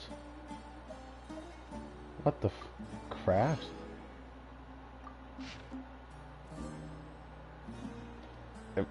Should I read those? As luck would have it, a previously unrecorded ruin came upon me by chance. This is proof positive that my efforts to overcome the relentless obstructions of the Mahamata have all been worth it. The Academia's aversion to the desert has grown to comedic proportions. The unknown is our playground, while Akasha shackles us, and those who hide behind shackles, what is it exactly that they fear? I won't be leaving this place anytime soon. I discovered a number of sites worth exploring, and it would be remiss of me not to seize this opportunity. It won't be easy to tell day from night since I'm cut off from the outside world. If I'm to avoid losing myself in the unknown, I must not forget to mark the passage of time. Okay. Recorded on the morning of the 10th of May. Okay. That senior scholar fell and hurt himself, typical of someone from Rotaulis. Always gazing skyward and never at their feet. I'm guessing the obscuring cell must have been one of King Desha's prized creations, judging by how many of them there are around here. Thankfully, the injury was limited to a few scrapes and a mild dislocation. After I popped the bone back into place, I had him lie down and rest. The whole thing will set us back a while, but perhaps that's not such a bad thing. For those like him who lack the skills, doing nothing might be the best contribution they can make. As I was treating him, he brought up that tired old topic, asking me to join the Darshan once more. I firmly refused. Mediocre students find safety in confining themselves to a single field, but what good would that do me? It's only been a few days and I've already made significant progress. There are numerous writings here about the 7 pillars, each one captivating and exciting in its depth and detail. Now that the senior is no longer holding me back, I can finally work at a faster pace. Recorded on the morning of the 13th of May. So this guy seems to be a scholar, obviously, and he's investigate these ruins. That's what these notes are, even though it's weird to just leave them in here, but so this kind of coincides with the other two groups that they found stuff about the 7 pillars, but it seemed to be a more focus on the Ibis King, which is pretty cool. Oh, speaking of which, the appearance of the Ibis King was a pleasant surprise, though not as pleasant as one might expect. He's a skilled storyteller, but he loses steam once it's clear his listeners aren't fooled. That said, there are elements of his tales worth investigating and verifying.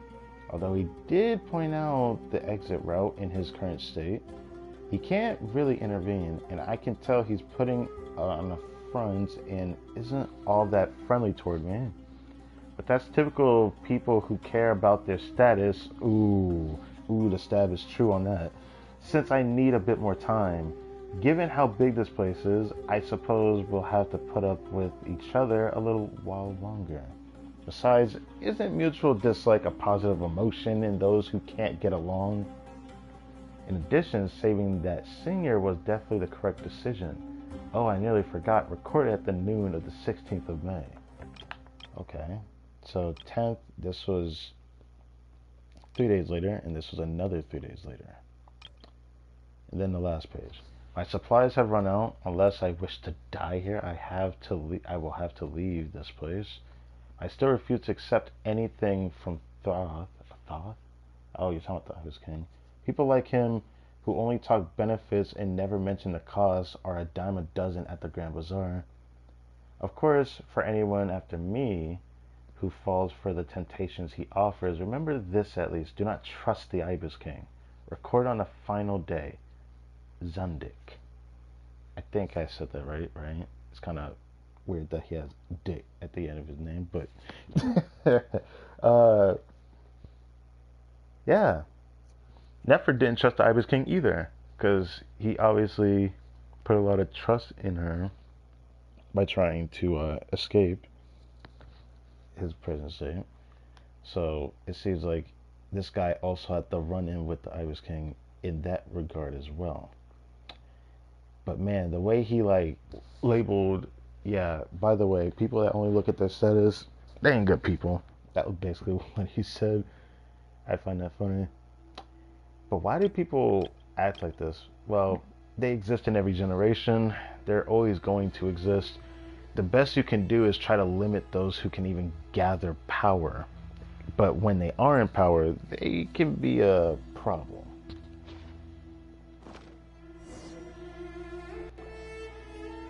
Okay, now let's take a look. Seems like the notes of someone who was trapped here. Maybe this person fell in by accident, like Mr. Jur and me. It doesn't, from the way I read it, it didn't seem like he was actually stuck there. It seemed like he was willingly there to investigate. That's how I read it, though. Yeah, maybe. But they don't sound super worried about their situation. Yeah, it sounded like he was just investigating. So, either this person's an ace adventurer, like the Traveler, or some kind of super optimist. Well, he did sound like he was a scholar, though. An optimist, huh? Oh, I wish I could be that sort of person. Hey. People like this exist, by the way, but blind optimism isn't good either. Besides, you have your own strengths, Layla. That's right! You're detailed and passionate. Great qualities for an adventuring buddy. I mean, she's kind of like that companion that just looks really cute, but, you know, not every character has to do a lot of things. Sometimes you can tell from a glance how useful someone can be, and Layla probably has her strengths somewhere that we don't know about. That's kind of the character that she is, though. I digress. This optimist seems super obsessed with exploring every corner of this place. That could have gotten them in big trouble for all we know. Well, I appreciate the compliment. Yes, very appreciative because I like you, but yeah. It's almost magical how words like that can make you feel like you can do anything. You know, it's really cute hearing her say that, actually, because, like, I can't tell you how true it is to have someone tell you, like, nice things when you've had a bad day. It really can, like, change your view of the day that easily for people that don't get to experience it very often, especially though that are lonely. It really does matter. Just saying a few words, saying some nice things to somebody can lift their day. You just don't know it until you do it. I only wish that magic could last a little longer. Until I figure out my new study topic, at least. Let's keep reading. Oh, looks like you were spot on, Paimon. See? Told ya! That's what happens when you don't think things through. And all this talk about seniors and juniors, he was a student just like you, Layla. Whew, he sure talks a big talk for a student, though. You'd think he was some kind of old scholar instead. You know, I can't help but say this. I'm a little distracted by seeing Layla just kind of like stand like that, because it just keeps reminding me of the, even though I know I shouldn't say that, this is like the position that she takes in the hangout event as well. She stands like that. But like, every time I see that, I just think about like that, what the heck is it? What do I even call it? I forgot the name of the meme. But it's just like Goku with like the Gucci outfit on, like, I don't know why I think that for some reason. Did Paimon say something But my wrong? brain just does that right now. No, not at all. I was just thinking, and this might sound rude, but the way this person speaks is just so... Cold? You noticed too. Well, yeah, he sounds very blunt.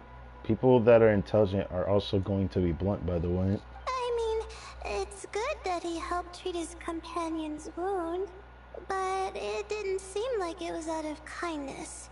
More like he was looking out for his own self-interest, or thought he could get something out of it. Yeah. I don't know. Maybe I'm reading too much into it. He did even mention this companion on the previous page. Yeah.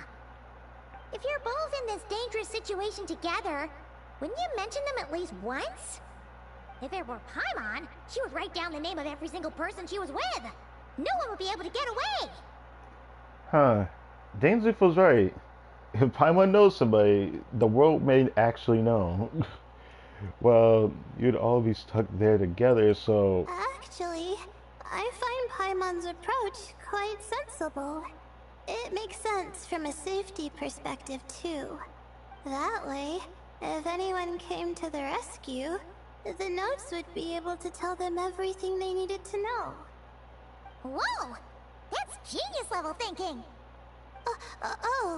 Well, I learned that from Madame Farzan, actually. I'm not speaking from personal experience or anything. Well, that's the sign of a good teacher. Oh, no! I'm just a student. Okay, I'm sorry for teasing you. It's fine! You taught us something, so you're our teacher. Simple as that. Anyway, from the looks of things, the student who left these notes behind was pretty weird. Let's keep reading.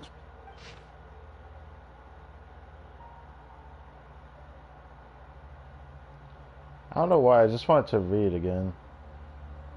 But yeah. Whoa! Hang on! That's a lot of information. Paimon needs a moment to take this in.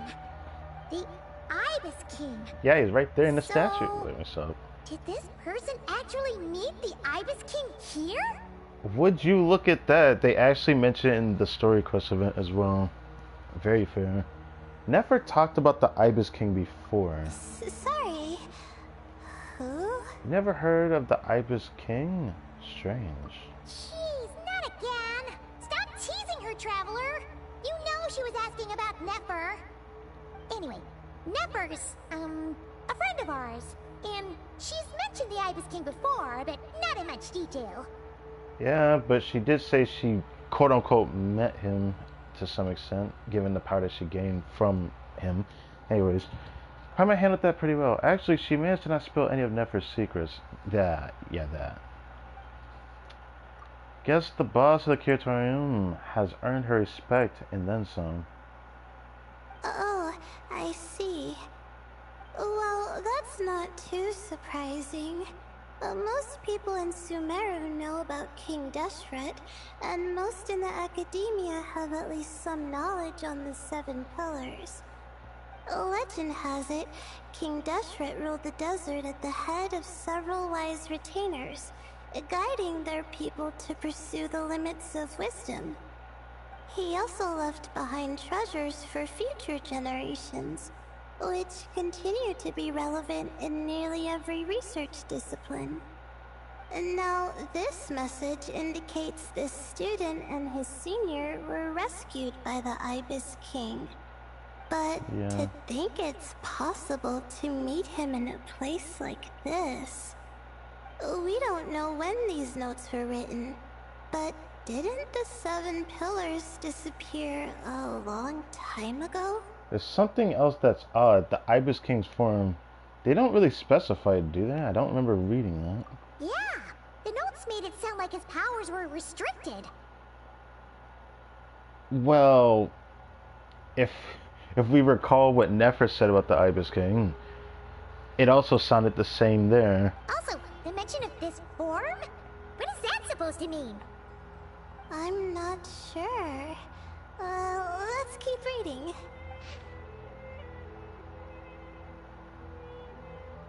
Oh, this is the last page. There's even a signature at the end. Well, sounds like they made it out. Guess it was a happy ending after all. I sure hope so. Wait, but it says the Ibis King cannot be trusted. Yeah, Nefer said something similar, didn't she? Huh. Our friend said something similar. But the Ibis King was a liar. Yeah. And the notes did make it seem like something wasn't quite right with him. And the confirmation from the other 2 point of views before this part further says the tale. Something was very corrupted about him. He saw exactly how you would expect, like, a narcissist to be, actually.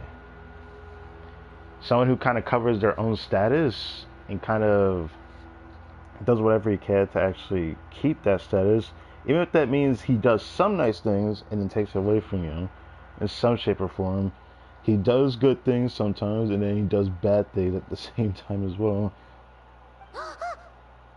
Maybe he wasn't one of the 7 pillars at all, but some kind of con artist. 1,000 apologies, eminent lord. Paimon meant no offense. Why would I say that? Paimons words do not reflect the opinion of the group. Okay. Alright. Huh? What's that supposed to mean? I think Paimon raises a good point.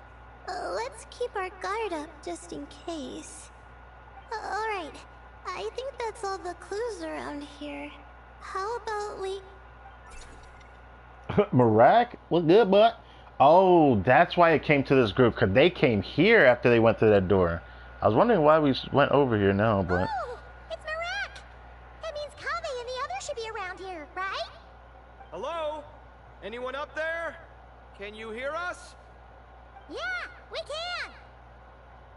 You know, sound travels just fine in an empty chamber like this. You don't have to shout. Of course, if you're shouting to express your excitement at being reunited, by all means, pretend I never said anything. Yelling like this is kinda exhausting. Come on, let's head back down.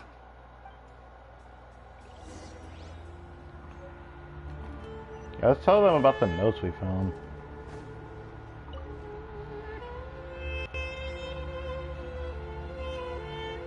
Yeah, there's Ibis King right there.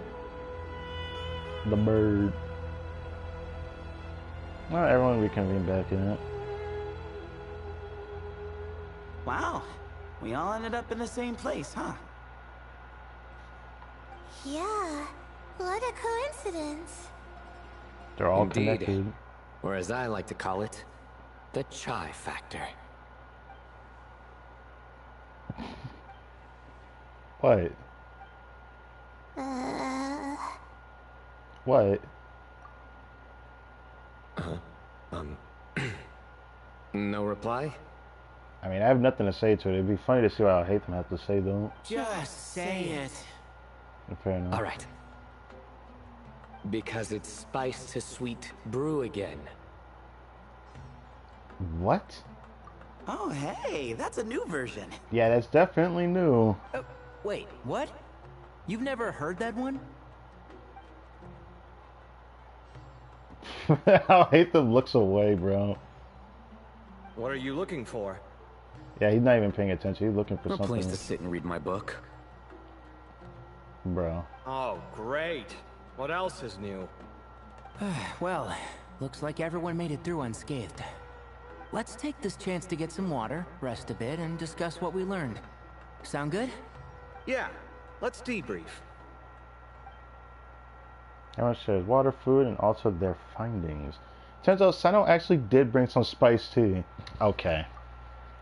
Okay, so we all learned a lot, but it feels like we ended up with even more questions. Well, of course. Yeah, but one thing's for sure. This place is tied to the Ibis King in some way. You don't say. Hey, Sino. You're the current representative of Hermanubis. Can you call him up for a sec? Of course. Just let me sense his presence. Hold on, let me get the screenshot for you. Is he actually about to conjure something? You about Just to do kidding. a special? Oh, I can't sense him at all. I thought you were gonna like charge up the special beam cannon. I don't know why I thought that just now. Jeez, Sethos. Did you set him up for that one? What are you, a two-man act? Wow, good one. Sorry, Hermanubis isn't like the Ibis King. He can possess me, but I can't talk to him whenever I want. Oh, truly? Does that mean he's gone? I would have liked to reminisce about old times with him. Please tell me the cat did not just speak with that voice.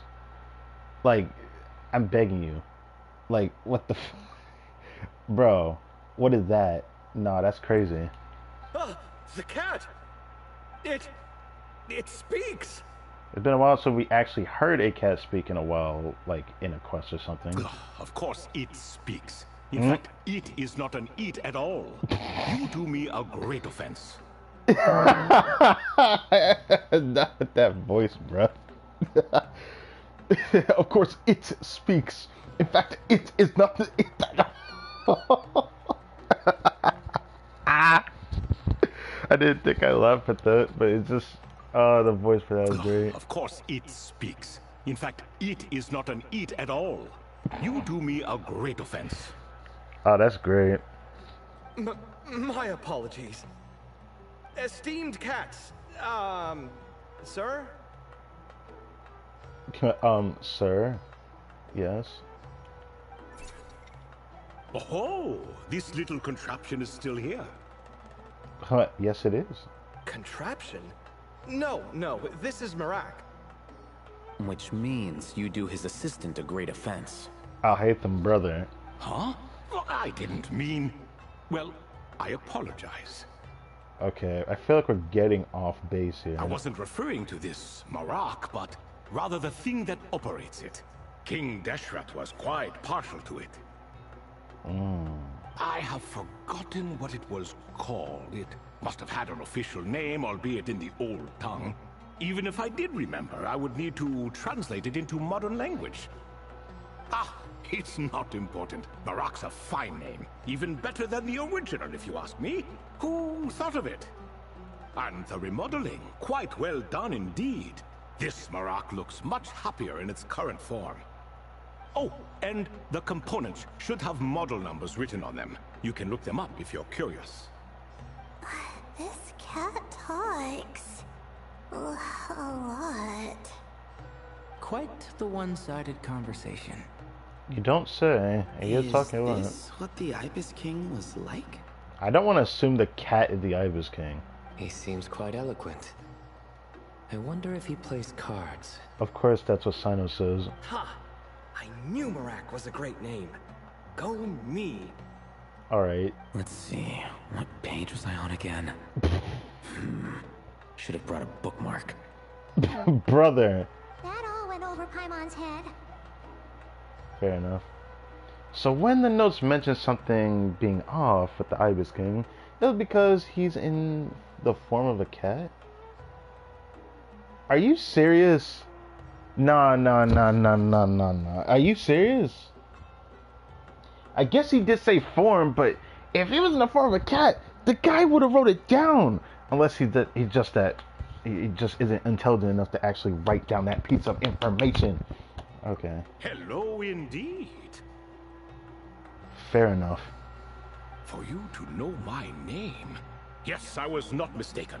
You are special among your companions. So this is Thought. But you are all guests. It is only proper to invite you in. Come then, this way.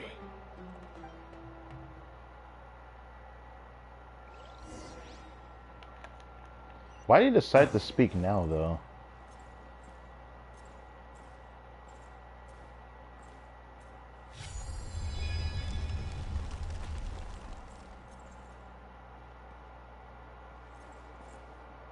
You know, I gotta ask a question.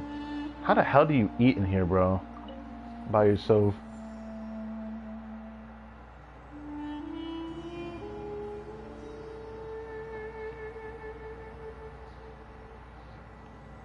Being a cat must be rough, I'm not gonna lie. Oh. That at the back there on the wall.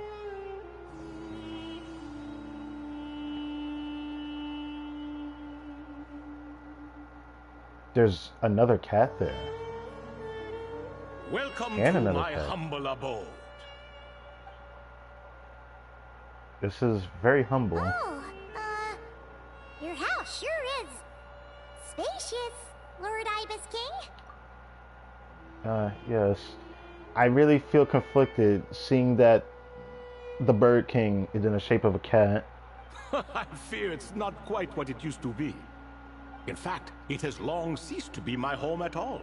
It belongs to the descendants of the cats I once raised. Such adorable creatures, aren't they?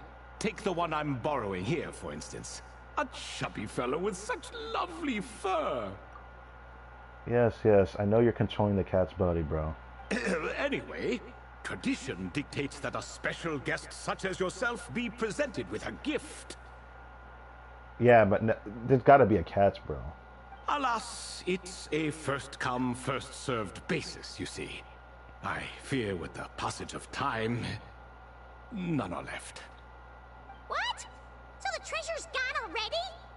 Then what was the point of even mentioning that? Treasure, you say? Not an inaccurate description. Are you talking in a literal sense? Yes, and no.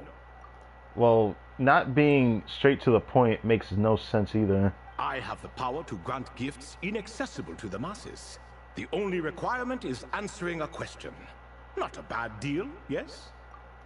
I still don't know how to feel about this because this has to be a catch. Of course, my questions were given unto me by King Deshret, who in turn received them from the Mistress of Flowers. There are 3 and no more. Yes, you say so. What causes our rise and fall? What obliterates love and hate? What determines truth and falsehood? The more he talks, the less Paimon understands. I see. That must mean Gudars and Makaira managed to answer 2 of the 3. Another who understands. Oh, so that's the event those 2 slabs are depicting. Ah, priests and their records. A singular obsession, and quite boring, too. After being imprisoned within Aru, I could, on occasion, take the form of a cat to converse with those around me.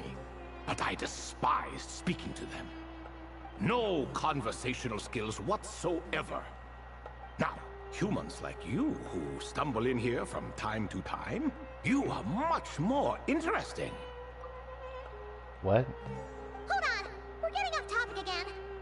The 3 questions you just mentioned, what are they for, exactly? Ah, that is a story that begins with King Deshret. Are you really about to give us the whole story here? And we're in for another long one. Yeah, you don't. Nostalgia for the past is common to us all, is it not? That depends. Is history about to repeat itself? Is someone about to make a mistake here? Or is someone trying to actually seize something? And our king, he was such a proud, solemn man in those days. He watched us speak looking like a present and the Kafagrigus. future, of the wisdom we possessed or were about to obtain. We were his proud retainers, confident in our belief that, so long as each one of us used our abilities to the fullest, progress was inevitable. Yet, King Deshret's ambition was not destined to be allowed in a closed-off world such as this, so nothing went as planned. In fact, from the beginning, there were signs an outcome of this nature was inevitable, because although there were 7 pillars, one was forever absent. Can you call it a pillar then? Al-Ahmar would insist the Dendro Dragon Sovereign was one of us, but the dragon herself rejected that idea. I bet she did. Huh. Like a card you can never seem to draw from your deck. More like a card that was never in the deck to begin with. Or, better yet, it's more like you bought something and it was told that was sold separately, but it's out of stock. Alas, that's just who Al-Ahmar was. There was nothing we could do about that. And I always preferred chess to cards. In the end, life grew unbearable for our king. But, of course, those who remain must continue to live on. But subjects like us were less fortunate. After all, the fate of a retainer is decided by the king, including the chance to walk away. So it was then that King Deshret had Kroko, Goti, and I locked up within Aru, where we remain to this day. Kroko, Goti, Goti. That's interesting. Kroko. Goti? Goti feels like so disrespectful, I can't even begin, bro. Ah, of course. You're more familiar with their full names. Sobek, the Crocodile King, and Hereshef, the Goat King. Goatee. Yeah, I'd love to have a goatee as well, but... And let me tell you, when it comes to chess, Hereshef was a habitual backseat strategist, always spewing nonsense from the sidelines. Well, Sobek was all too quick to take his terrible advice, to the point where I was the one who got accused of cheating. Chess is an exercise in patience, and that man couldn't sit still to save his life. He could never excel at that game. In fact, neither of them were good at chess. Even so, we played together often, and since I was always the winner, we got along quite well. What are you laughing at? Were we not good friends? The story depicts that something happened between the three of y'all. That's the thing. No one's laughing. Paimon would never. Yeah, Paimon would never, right? No, not you. It's Goti. He's laughing for no reason again. Can you not hear him? I don't need to hear boy fucking yelling at me. Let me stop. He's just laughing. Ah, right. Of course you can't. The two of them are inside Aru, as am I, so only I can hear them. I wonder what they sound like, but I don't know why I immediately just like thought bro was just screaming at me, because, you know, goats would just do that on occasion. What is even going on here? Has he, like, started to lose it after being trapped for so long? I mean, I don't know much about that. That does happen to prisoners serving life sentences. Life sentences? This goes beyond life. This is centuries. This is soul crushing. Maybe it's time to call it the soul sentence. Speaking of which, how's Azar doing these days? I doubt he's doing much of anything. Just what I wanted to hear. Azar? Wait. What is the meaning of this? I think I know You what you're doubt talking my about. words? The former Grand Sage. Half a mind to not talk at all. Doubt my words. Well, you have a history that's questionable. Oh, no. They're not questioning you, Lord Ibis King, just discussing other things. Please, continue. In that case, where were we?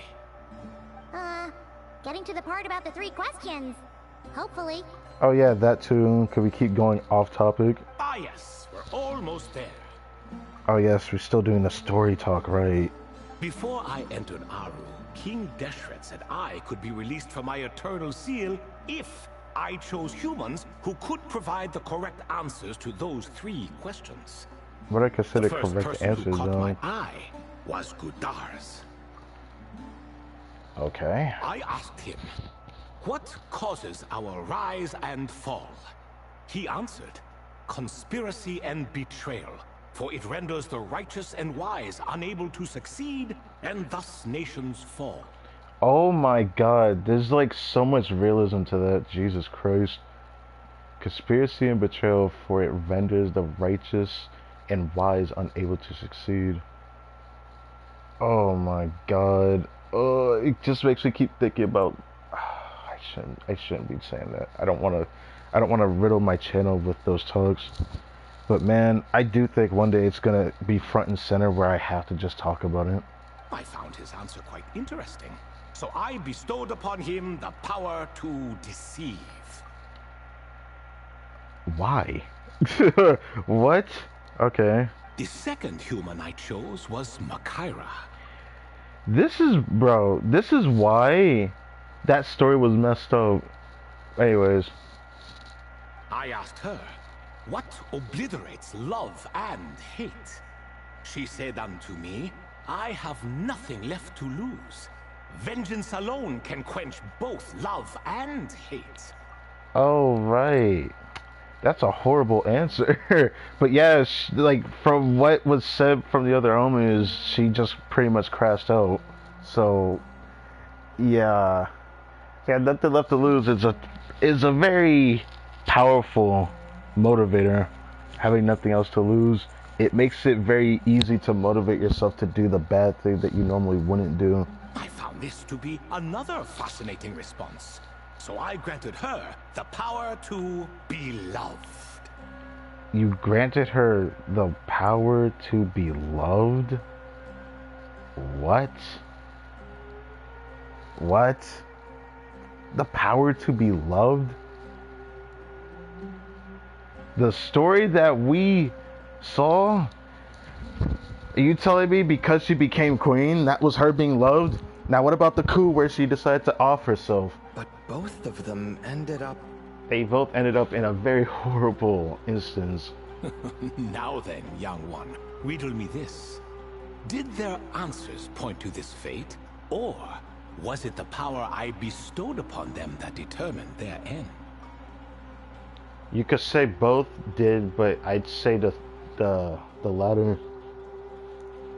Because the only thing you can influence is what you currently have, not what you get later. If you change what you have now, then your fate at the end changes. Because there's no way that the story would repeat itself without that power. I'm just an observer who doesn't understand their circumstances, so I can't answer. Okay, buddy. A clever reply. I do not wish to comment either. It is all in the past at this point. Hey, my point still stands on what I said. This comes from someone who could just observe through the thoughts of what I don't want to say assume, because obviously there's a lot of factors at play. But like I said, everything and anything and everything can coincide with each other with the both things that he said. It could both mean the same towards the answer that he, asked, or it could be the other, where, in fact, the power he bestowed on them determined their end. It's very easy to answer the second one just because if they didn't have that power, there's no telling that would be the end that they got, because there's no telling if they were loved to have that, especially Makira's point of view. But I digress. My only wish was for their answers to be acknowledged by King Deshret's rules, and bring me one step closer to freedom. Yes, yes. As for the final person, her fate remains to be seen, so I will not reveal her name. Unfortunately, we already know who that person is. Also, if I may be so bold, She never told us whether she even answered a question from him, because I remember she said that he did try something like that, but she didn't specify what he said to her. She didn't really specify that for her. It makes me want to go back in the Archon Quest to see what she said again. I'm pretty sure he didn't specify, at least that's what she said. This must have been Nefer then. I asked her, what determines truth and falsehood? And found her answer quite compelling, so I bestowed upon her a gift to match. What determines truth and falsehood? As you can see, however, I have not been freed, so it's clear the answer she gave at that time was wrong. You say that, but from what I gathered from what she told us, she intentionally didn't give him an answer that he seeked. I remember that much. She intentionally, from what she said, didn't give it an answer that he seeked. I think she lied to him or something like that. I think I'd have to go back to see what she said about that. But alas, because she didn't want him to be free. Were chosen, and 3 questions were asked. So now all I can do is wait. Wait until her wisdom is in line with the rules set forth by my king. Until she has found the true answer to that question. Can we tell Thought that we know who he's talking about? But I won't actually give away of her name. No wonder there was no 3rd stone slab then. Or perhaps you're just not ready to include her in the story. Though, that might be a generous interpretation. Unfortunately, we know who that person is. Well, it's not merely because her story remains unfinished. As the remaining priests of this place left, or passed on, there were none left to record the events that followed. Besides, stone slabs are few and far between in the Great Red Sands. In the sprawling desert, very few things or people even manage to leave a trace. But sometimes I can't help but wonder, if that young man from several centuries ago had been willing to answer my question, would I have left Aru by now? Wait, so there was someone else? Of course, it has been thousands of years after all. All sorts of people have stumbled upon this place, but I only chose the special ones. That young man had such a singular intelligence, though his companion, by contrast, was rather average. Wait, could that have been... the author of those notes we found? Yeah, that the person? The student named Zandik? Yeah, that. Ah, yes, I think that was his name. Yeah, that guy. In truth, I was unsure whether I should grant him my 3rd remaining gift. Interesting. He was, of course, exceedingly clever, but he was also mistrustful and narcissistic in equal measure, and there did not seem to be a line he was unwilling to cross. Well, yeah, he didn't seem like a good person either from what we've read, because he was just really blunt about it. Too much power could be dangerous in the hands of someone like him, so I found myself rather relieved when he declined my gift. Oh, he turned you down? Did he give a reason? If we recall what we read, he didn't trust him, though. Yes. Which is pretty funny and ironic. He said he didn't need it. Alright. I still remember the look in his eyes. Nothing stood out per se, and still I could sense contempt and disdain radiating from his gaze. It seems like he knew far more about you than you think. That's how I think about that. Because, again, from the notes, he didn't trust you. I could not give an exact reason, but on instinct I just knew. It would not end well to get close to a man like that. So, I tricked him. Stick close to your companion, I said. Only the descendants of Tulatula can come and go as they please. Leave him behind, and there is no escape for you. So, does that mean his companion wasn't a descendant of Tule-Tula? Oh no, that part was true. The lie was in the other half. Anyone can enter or exit this place. There are no restrictions. I saw that his companion was exhausted and was concerned Zandik might leave him behind. Or worse, that some other accident might befall him. So I made up an excuse to prevent Zandik from going a step too far. Oh, and speaking of, Sandik's companion had the same blue hair and pointed ears as you. Wait, does that mean Layla's also a descendant of Tule-Tula? Indeed. Interesting. When Hermanubis founded that city, he took in many who had nowhere else to go.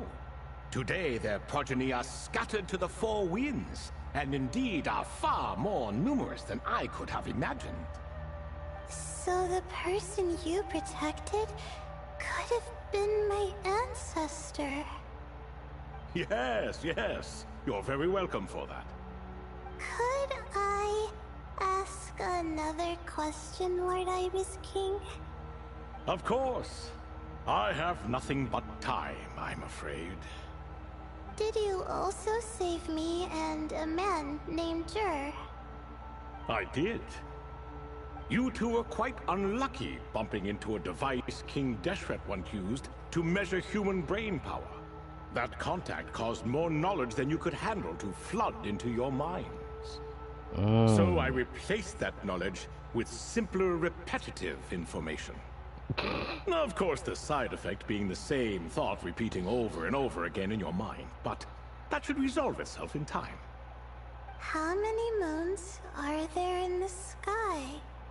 So I wonder why you gave this to her. That's my question. Yes, that was the phrase I used in your head. I forgot the other one, though. I believe it had something to do with food. I don't need to think about the nut, bro. Both were spur-of-the-moment decisions, so no need to dwell on the meaning too much. You say that, but it was pretty egregious to talk about the moons. Oh, I see. Thank you, Lord Ibis King. As I said, young one, you are most welcome. If you're inclined to return the favor, perhaps you could turn off that device so no one else can trigger it? There's only so much a cat's paw can do, so I'm afraid this is something I must leave to you. Or Marak, I suppose. Don't worry, that device can no longer be activated. Oh, splendid! Another one bites the dust. Such is the fate of things here. Day by day, little by little, the remnants of ages past fade into obscurity. For that reason, the gifts of bygone eras, be they tied to your blood or technological in nature, are not to be revered. They are tools, nothing more. Disrespectful? I simply make the most of what I have. Besides, our king has been gone all these years. What good does it do to revere him now? Oh, are you talking to the Goat King again? No, Croco this time. He's pestering me for another game of chess. Says he wants to even the score. Wishful thinking, if you ask me. If we counted one push-up for every loss, he'd owe me 300,000 by now. The fact that you can count that's impressive, to be honest. Of course, that's just a rough estimate. I've never kept count. Never mind. It appears that's something you like. Being someone unable to be defeated. I suppose so. All right then. Time for me to extend my winning streak, and for you all to head home. So we're not going to even mention anything to him about that. Okay, Travel. Best of luck to you.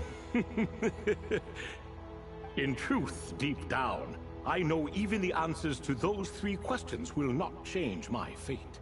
But that is for me to reckon with. Go on now.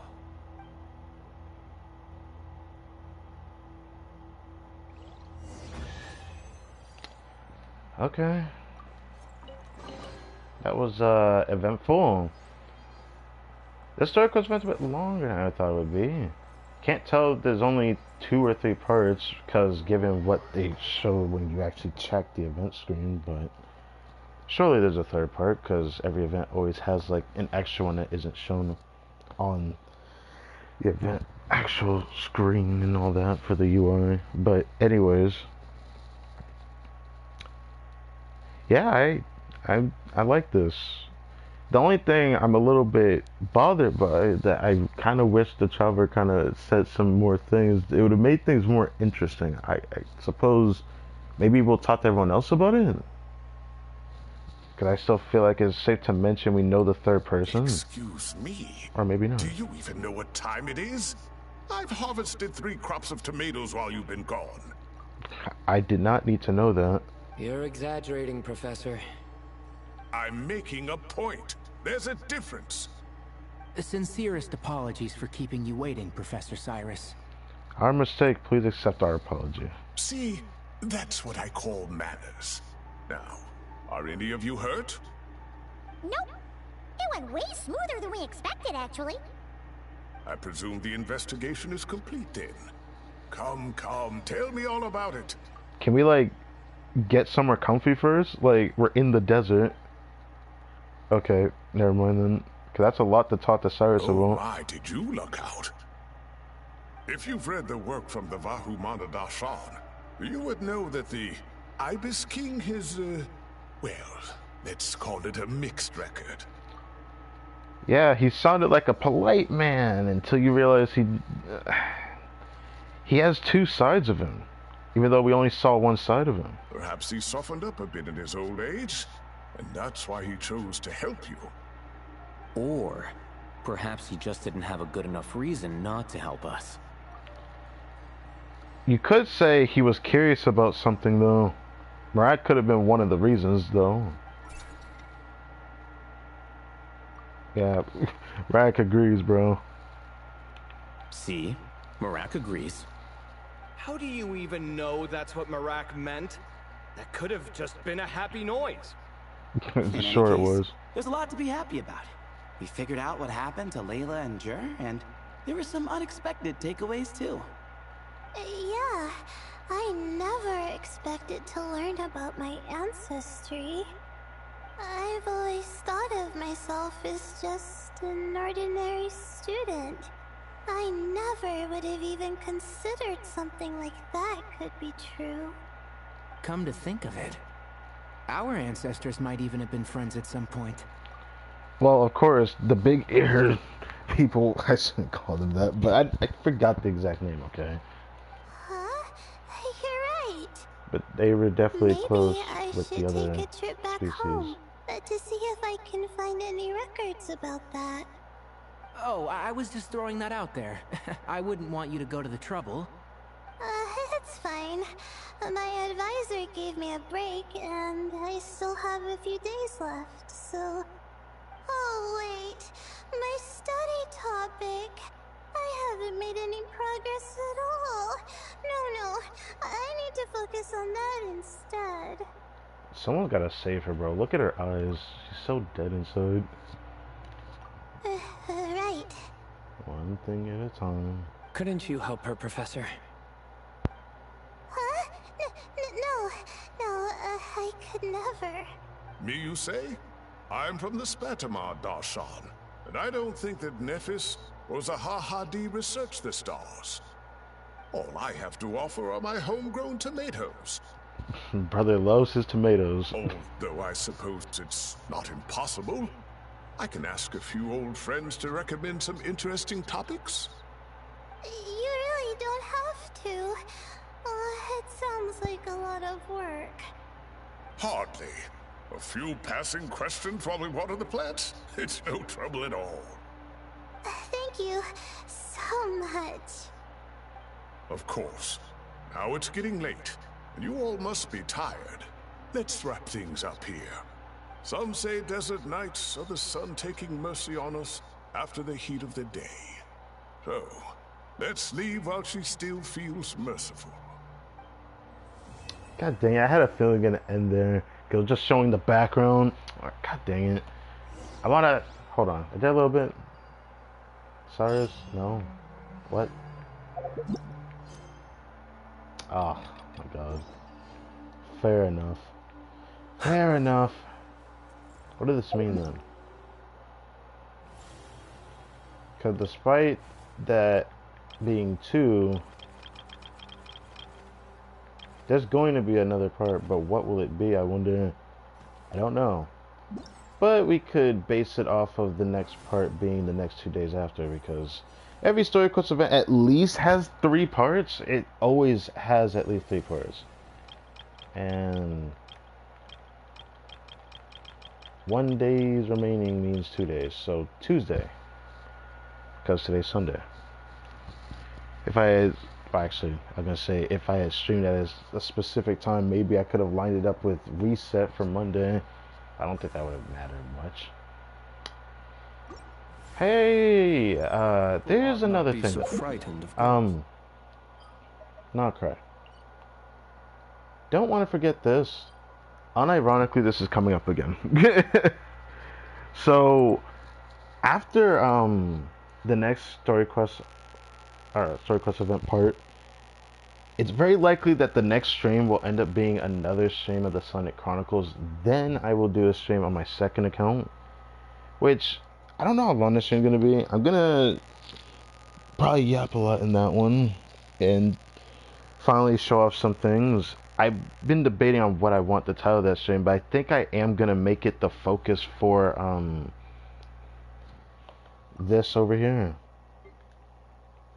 Since I'm not going to get this on PS4 before this ends, because it is what it is, I'll at least be able to show a stream showing what actually happens in this anecdote.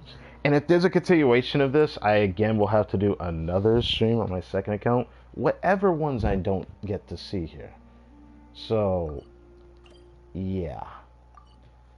But I will do this again off stream on this account when I get Llama one day in the future. I wonder what would happen if I actually got Llama like I originally planned to do. I ended up getting Flynn's off of happenstance just because I just didn't want to get Llama, because I was really disappointed that her kit really just isn't to my liking, because I don't really care for a Hyper Bloom.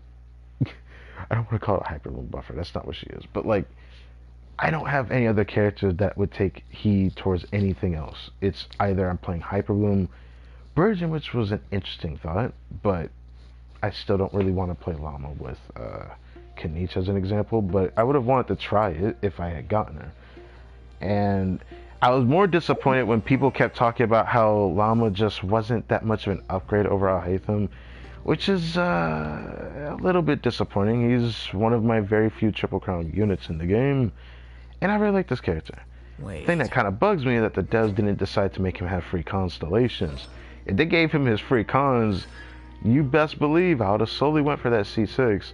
Look, his cons aren't like insane or anything. They're all mostly kind of mediocre, but his C6 would have made him more fun. I would have definitely went out of my way for that over time for sure. Even though it had taken me a couple years. I'm pretty proud of his build. You know, top 1% on caution and all that, but it's not as good as I thought it was going to be, but I can't really improve his build. It's kind of hard to, because Al-Haytham doesn't exactly have an artifact set, and you could say, well, then just put him on Gilded Dreams, and then I'd have to tell you that Gilded Dreams is not even a perfect artifact set for him. All these years later, they decided to create him like this, and even the artifact set in tow, and did not decide whether or not this was actually good enough for him. For whatever reason, 2PCM just does the most for his damage, and for me, for some reason, 2P's Golden Troop does more, because the skill damage affects his actual Dendro infused attacks. So it's the highest damage I've possibly done with him, which is pretty ironic because I've done so much extensive testing with him over time. So there's that. It makes me sad. I really wish I could do that freaking Traveler Tale, man. But it's gonna be a while before I do another stream. It's gonna be 2 days for the Story Quest event. Surely there's another part. It will be Tuesday, then either Wednesday or Thursday is gonna be Sonic Chronicles, so that's interesting. I'd say it's probably on Thursday. And then, oh boy.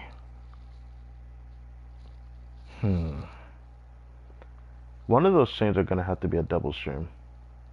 Because I refuse to let next weekend creep into my other playthrough. I need a specific weekend to do a specific deal. Because it's going to take up so much time that I want to be able to focus it. But if that's the case, I suppose Friday, when I plan to do a specific weekend of sorts, I will do a double stream on Friday for next week with Llama, because again, her friendship is almost maxed, and she's definitely going to be maxed before Friday, I'm pretty sure. But kind of want to get his where should I go?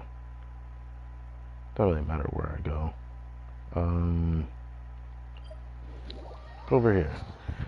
There's someone I can just slap real quick. I'm just kind of bothered seeing Flynn's ER or energy not maxed out. It's kind of bothering me. So I'm gonna go do something about that. But anyways, thank you for watching this video. Hope you guys enjoyed. I do know what to say for this patch. I wonder how people feel about this patch or the circles event. And so, I mean, not everyone really likes the story in Genshin, but I digress. I like when stories coincide with lore and stuff, because then when I start like poking dots here and there, I don't know, I just enjoy it. Not every story is going to be super enjoyable though, because a lot of yap isn't for everyone, and if you're not interested in it, then I can't really fault you for it. I mean, not every piece of story is interesting to me either, but I still kind of listen to it just because I guess I just like the story of Genshin to some extent. Not all the stories are really good though or anything. I'm pretty critical of that actually. But so far the story quiz event is nice. I think that in due time, I hopefully hope that a future patch we get something else that we want, like, you know, exploration or some kind of expansion of the map in Teyvat. Because I said this before as well with like the Blackcliff Forge, but you know, I'm a little bit sad we're not crazy on the map, so I'm just like curious, are we gonna ever see the Dandelion Sea in Dormanport in Mondstadt? I'm just kind of like, every time I think about it, it kind of like bothers me, because it has been talked about for years. For 4 years I played the game for. I've known about that location on the map, but we still can't go there. And I'm kind of like wondering why we can't go there. There's got to be some kind of reason for an expansion to go there then. I don't know. I look forward to seeing what happens next in the next couple streams next week. Obviously, I wouldn't be surprised if something happens on Bleach Brave Souls, of all games, that I can actually go back there for a stream. But I haven't been motivated to play that game at all. I don't remember the last time I played on my PC account now. It's been a couple days. And I'm sorry for that. It's just, I'm in this in-between, which usually, I mean, someone used a great analogy for this. 1 foot in and 1 foot out the door.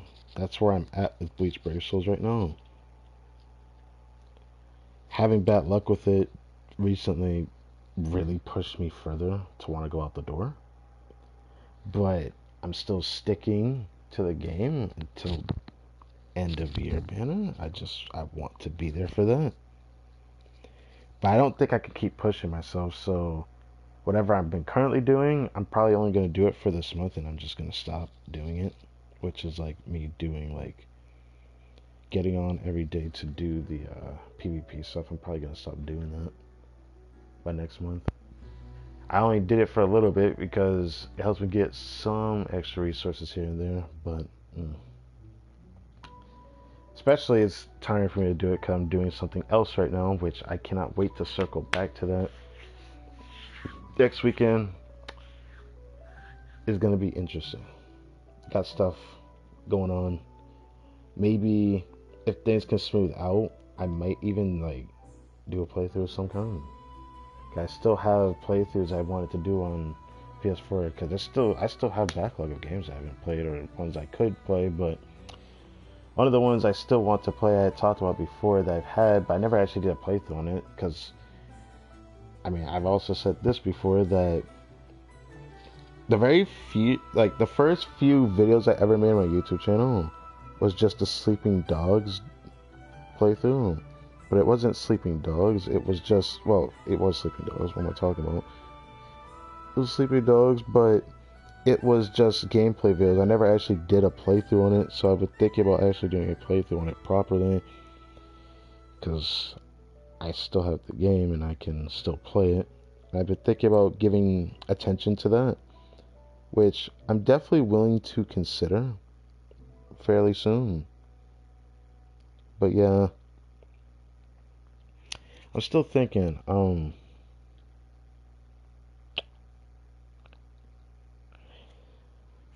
I'm gonna say that for another time.